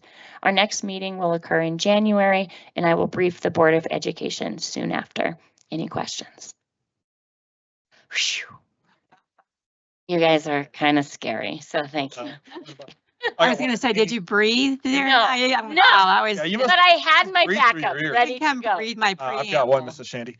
Director Wilburn. I think this is fairly obvious, but the Rampart savings on the Rampart turf savings on the Rampart turf installation, I presume is attributed to water not being used. Keep it green. No, that was just a savings on the construction. We did a guaranteed maximum price with the contractor. And when we closed out the contract, there was about an $80,000 savings. You'll see that it reflected in the next report. Way to bring them down. Financials on it. Vice President Cons. I just want to thank you, Jessica, for taking on this role and your admin team. Yeah. I didn't know you guys were here just for that, to support her. So thank you for being here. And the last item. I know. But anyway, I just want to say welcome and thank you and the whole CBOC for doing what you guys do and earning that interest so we can do even more projects. One more simple one, please. Director Wilburn. Thank you. Love reading your reports. All those green check marks are manna from heaven. You have a lot of data in your report it's easy to understand, but it's not intuitive. For instance, I just picked at random. By the way, this is elder abuse. The font on this thing. I just picked Pioneer Elementary on page 14. No reason for you to go there. Savings from fire alarm update, $51,000 and some change. Savings from boiler replacement, that's pretty obvious. But something like savings from a fire alarm upgrade, I'm glad to see the savings, but I don't know where it comes from. How does that upgrade save us money? See what I'm saying? And that's for a lot of them. It's the difference between what the budget was and the actual project costs. Okay. Does that make sense? That makes perfect sense. That answers that. Okay, thank you so much. Mr. Belcher, how many people have signed up to speak during public comment section 1? One speaker. All right, the board welcomes public comment on issues related to the operation and conduct of district schools in accordance with board governance policy GP 4.4. For members of the public who have registered to comment at tonight's meeting, the board has reserved 2 public comment sections. The first public comment section is for individuals who are speaking on a specific agenda items and ASD 20 students. ASD 20 students will be called first, after which individuals will be called in the order that they appear on the sign-up sheet. The second public comment section is for individuals who wish to speak on a general topic not on the agenda. Individuals will be called in the order that they appear on the sign-up sheet. Each individual speaker will be limited to 2 minutes of comment. Individual speakers may not cede their time to other speakers. Please keep in mind that students often attend board meetings. Speakers' remarks, therefore, should be suitable for an audience that includes kindergarten through 12th grade students. Out of respect for all speakers, please refrain from cheering, clapping, snapping, or speaking out during public comment. The board president will recognize each speaker and may interrupt, warn, or terminate a speaker's statement that is unrelated to the operations or conduct of the school district or disruptive to an orderly, civil, and productive meeting. Examples of comments that may be disruptive to an orderly, civil, and productive meeting include obscenities or profanities, comments that constitute harassment on the basis of one or more protected classes, and/or personal attacks against any individual that exceed permissible criticism of school operations or personnel in their professional capacity. Finally, as a reminder to all present, the board and staff generally do not respond to public comment. This is our opportunity to hear from students, parents, and patrons. The board may discuss public comments later in the agenda or on future agendas. Our sole speaker for this section is Katie Chukas.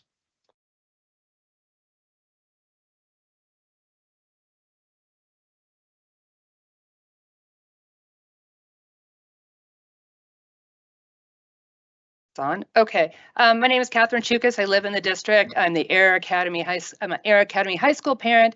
I'm still the SAC parent co-chair. I have comments on 2 things that the board needs to decide on tonight and one on not on the agenda. First, about what's not on the agenda. We've been having a lot of discussions about the new Air Academy High School building. You're going to get a bigger update at some point. However, one insight came up this week that could be done now, and it's about saving money for the new building and also about safety today for our families and for the deer on the academy.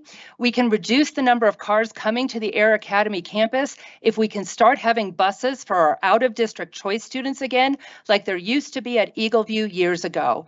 Again, you can have a fee that's totally appropriate to cover those students who could pick up a bus at Eagle View and take it onto the Air Academy High School campus. There's probably 100 kids. That's probably 2 buses. You can think of the fee to cover it.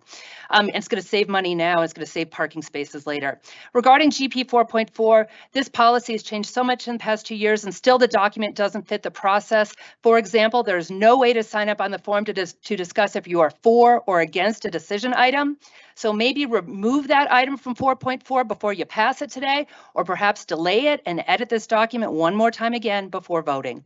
And finally, regarding the item on your decision 314-25, there's an awful lot of money being spent on legal fees in the district. I look forward to the upcoming study session. Discretionary funding on legal fees must stop, whether it's by the district or by the board. And boy, is the board's category this quarter so much larger than legal spending for the entire district. The board has an encumbrance without a budget for it, and that's a really bad thing. $166,000, and it cannot be tied to any student outcome. Please stop this. Please vote today in a way that will stop additional money flowing out of the district to lawyers relating to the D49 versus Sullivan. Thank you. All right, we need a motion to approve Resolution 311-25, acceptance of the audit report for fiscal year 2024-25. Moved. Second. Discussion, please. Roll call. Oh, you do have a discussion. Is that okay if I stop? Yes, Thank please. you. Thank you. Sorry, I just didn't move fast enough. Sorry. As you know, Colorado state law requires the district to have an annual independent audit of its financial records. Last Friday, the board received the annual comprehensive financial report, we call it the ACFR, for fiscal year 24-25, which is a product of the annual audit process. The ACFR includes the auditor's opinion of the district's financial statements. Earlier this afternoon, the audit committee, which includes Mrs. Shandy, Mr. Wilburn, and Superintendent Haberer, met with staff from Clifton, Larson, Allen to discuss the audit report. Very important, different Allen. Okay, this no affiliation with me. It's my pleasure to introduce Mr. Sam Helwich, who will present the 24-25 audit opinion, and he is a member of the team at Clifton Larson Allen. Thank you very much, Becky. Pleasure to be here and good evening, everybody. So my job is pretty easy tonight, where I get to present the results of the audit. This is a multi-month process though. So ultimately, it's a great culmination, and happy to present the results to you for really a job well done by Kathy, Becky, the entire team. Very large undertaking here. So as Becky said, we have audited the financial statements as of June 30th, 2025. That includes your governmental activities, each major fund, the discretely presented component units, and the non-major funds. And with that, we have issued an unmodified or otherwise clean audit opinion. And beyond that, there is a more good news where we say there's no material weaknesses identified, no significant deficiencies. Beyond that, there were no corrected audit adjustments, no past adjustments or uncorrected misstatements either. So if any of those were identified, that would be in the compliance section at the very back of the annual comprehensive financial report. I want to just reiterate how much of an accomplishment that is, and really just an unbelievable reflection of your team. So it's a great rare occurrence to have all of that from a clean scorecard opinion. I do want to mention that within our governance communication, we note the single audit is still forthcoming. So that is always accompanying with your federal awards and those expenditures over the major programs. So we are underway with that. The delay in that issuance was because the final compliance supplement has not been officially released by the federal government. So we anticipate that in the next couple of months. That official deadline is end of March 2026, but we anticipate being able to release those findings before then. May I please just publicly thank Sam and CLA. we have a partnership, and, you know, Kathy Watts and her team, they do such a good job. They want to make sure everything is right. And they often reach out to Sam with questions, and I just appreciate your prompt responses and just helping us to stay on track and the guidance that you give us. Kathy Watts is our Executive Director for Business Services, and I wish I could adequately convey the magnitude of managing over a $600 million budget, and to not have one error, one finding, one misstatement, one anything. The amount of work that Kathy puts in, her leadership with Tony and the other folks on the team, they work so hard, and I'm incredibly proud and honored to call you my teammate. I've learned from you, and you're exceptional at what you do. Sam, may I ask you, how in your professional experience, how often do you see a district have no infractions? We do several school districts this time of year, and in the springtime, we do cities, counties, municipalities of all sizes. And like Becky said, this is a very good size school district, so it is extremely rare. So across our teams this fall, that we've identified audit adjustments, past adjustments, or significant issues a lot of times. So I guess I don't have an official number for you, but It's rare. It's rare. Yeah. All right. Thank you so much. I appreciate it. And thank you, Miss Allen, for your team, and Kathy and Tony for the work that they do. It's excellent. It does deserve breaking our rules of clapping. So, so thank you. Okay. Now, roll call, please.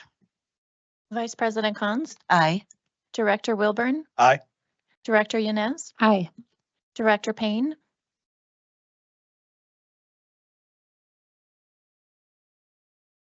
You're muted, Director Payne. Aye. President hear me? Shandy, Aye. All right. All right, we need a motion to approve Resolution 312-25, Payment, Redemption, and Discharge of Series 2015 General Obligation Refunding Bonds. Moved. Second. Discussion, please.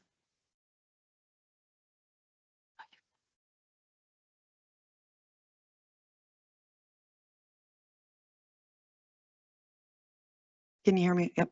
Okay. In the world of bonds, sometimes there's a lot of parallels to a mortgage.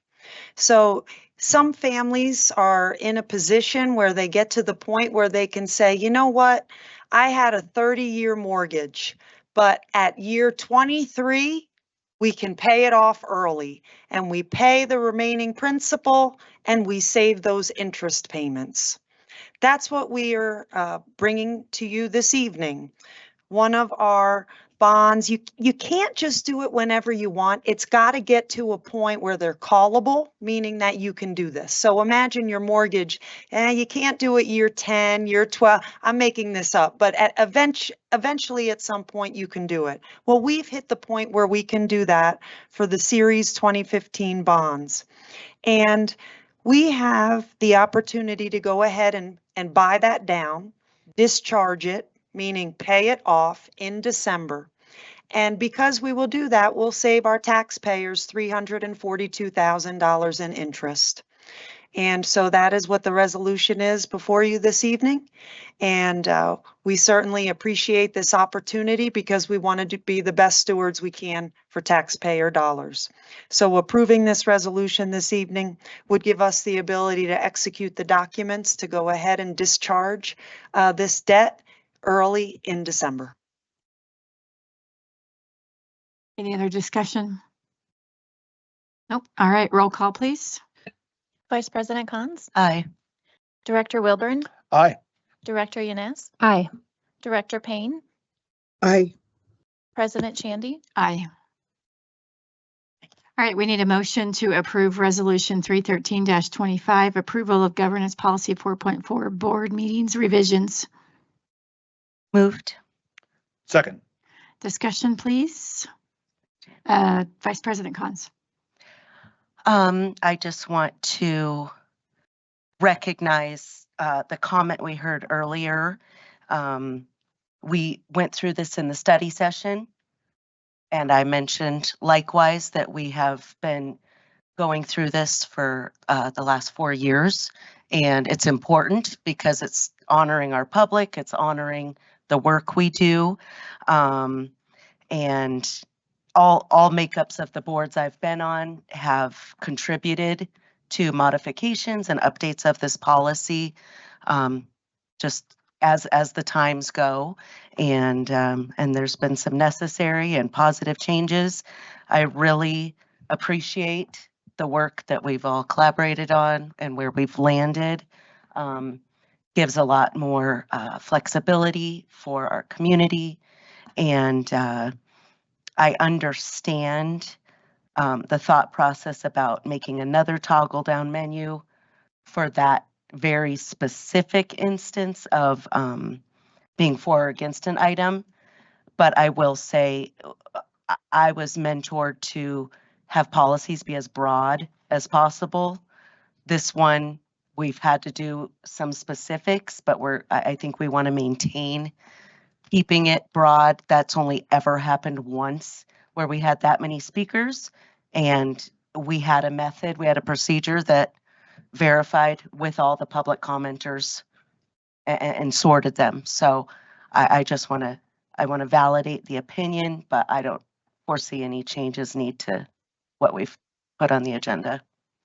I'll just say my opinion of that is that's a how, and that can be done administratively. In the creation, we're creating a new procedure for books and all of that. And so that's something that Superintendent Haber can address in her how if we decide to do that. But like you said, generally, I don't think it needs to be in the policy. We don't have the how of we're going to do books in the policy either. So yeah, no, I think the expansion of signups we heard and we've changed it. The allowing of books to be read and things like that. So and then also the possibilities of allowing public comments at special meetings as well, I think is a big addition. So anyway, I have no other comments. Is there anybody else? All right, roll call, please. Vice President Cons? Aye. Director Wilburn? Aye. Director Yanez? Aye. Director Payne? Aye. President Shandy? Aye. All right, we need a motion to approve Resolution 314-25, approval of settlement agreement. Moved. Second. Discussion? Nope. All right, roll call, please. Vice President Cons? Aye. Director Wilburn? Aye. Director Yanez? Aye. Director Payne? Aye. President Shandy? Aye. All right, I move that the Board of Education convene in executive session pursuant to Colorado Revised Statute 24-6-4024B for legal advice on specific legal matters related to district involvement in D49 versus Sullivan lawsuit. While in executive session, the board will not adopt any proposed policy, resolution, regulation, or take any formal action. Lastly, the Colorado Open Meetings Law does not require the board to make record of the executive session in which the attorney is present and providing legal advice. CRS 10-24-6402 D.5 Second. Roll call, please. She moved. He made the motion. Vice President Cons? Aye. Director Wilburn? Aye. Director Yanez? Aye. Director Payne? Aye. President Shandy? Aye. The executive session will be held in Superintendent Haber's office. Invited to this executive session are myself, President Shandy, Mrs. Cons, Director Wilburn, Director Yanez, and Director Payne. Also invited are Superintendent Haber and Mr. Chris Murray. We will take a 10-minute break to reconvene in Superintendent Haber's office for the executive session.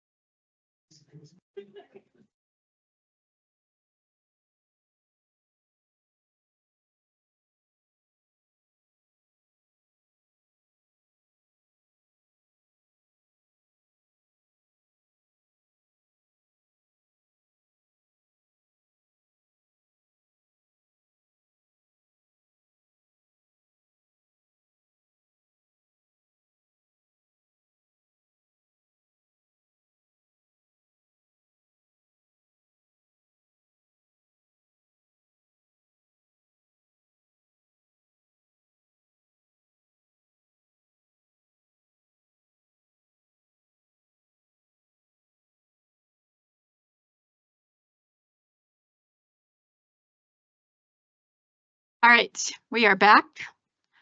We need a motion to approve Resolution 315-25, approval of the settlement agreement related to district involvement in D49 versus Sullivan lawsuit. Moved. Second. Discussion, please. Mr. Murray, would you please come to the mic?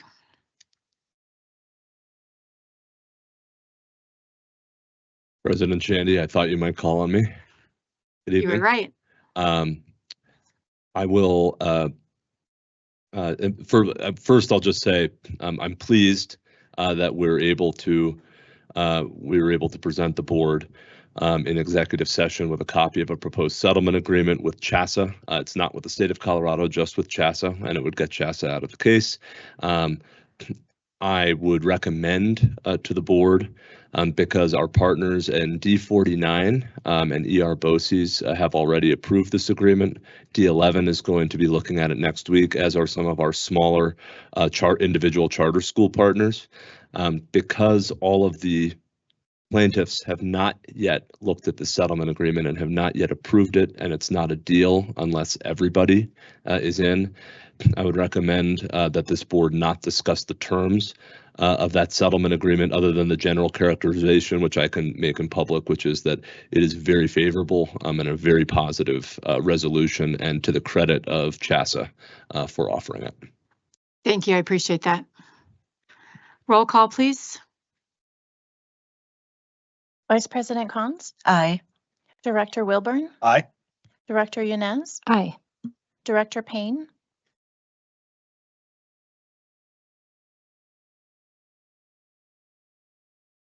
You're muted, Director Payne.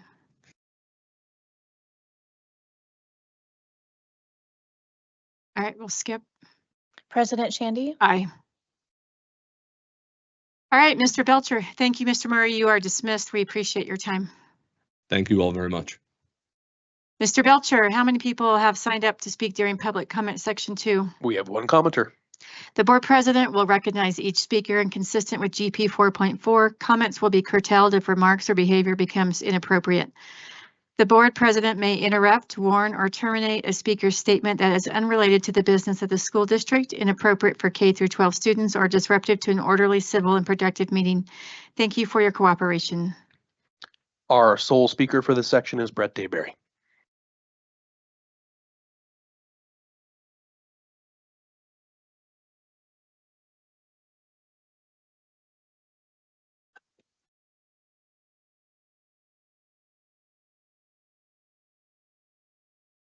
As D20 soon begins a new season with a new mix of board members, I want to offer some wisdom to the board. This is for new members and existing members alike. This is for your edification. This isn't my wisdom. This is truly God's wisdom. As I read these verses, you will quickly detect a clear theme. Galatians 1:10. Am I now trying to win the approval of human beings or of God? Or am I trying to please people? If I were still trying to please people, I would not be a servant of Christ. Proverbs 29:25. The fear of man proves to be a snare, but whoever trusts in the Lord is kept safe. Psalms 118:8.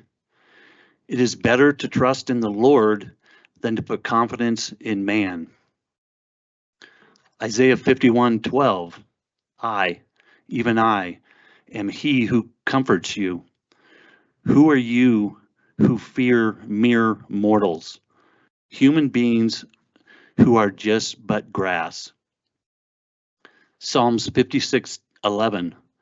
In God I trust, and I am not afraid. What can man do to me? Matthew 10:28. Do not be afraid of those who will kill the body but cannot kill the soul. Instead, fear the one who is able to destroy both soul and body in hell. In summary, fear God over man while making your decisions affecting D20.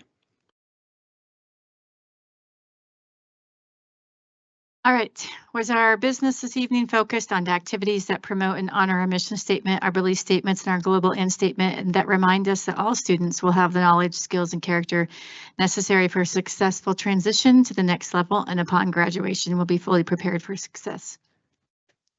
Did the board hear information tonight that would require the review or revision of a policy? I don't think so. Did the board hear information tonight that would require a new policy? Did the board hear information tonight that the board would like to include on a future agenda? Study session, but we got that covered, so okay. There are 12 people watching the live stream. I do want to remind everyone that the December meeting will be our annual Ugly Christmas Sweater event, so make sure you get yours. And this meeting is adjourned.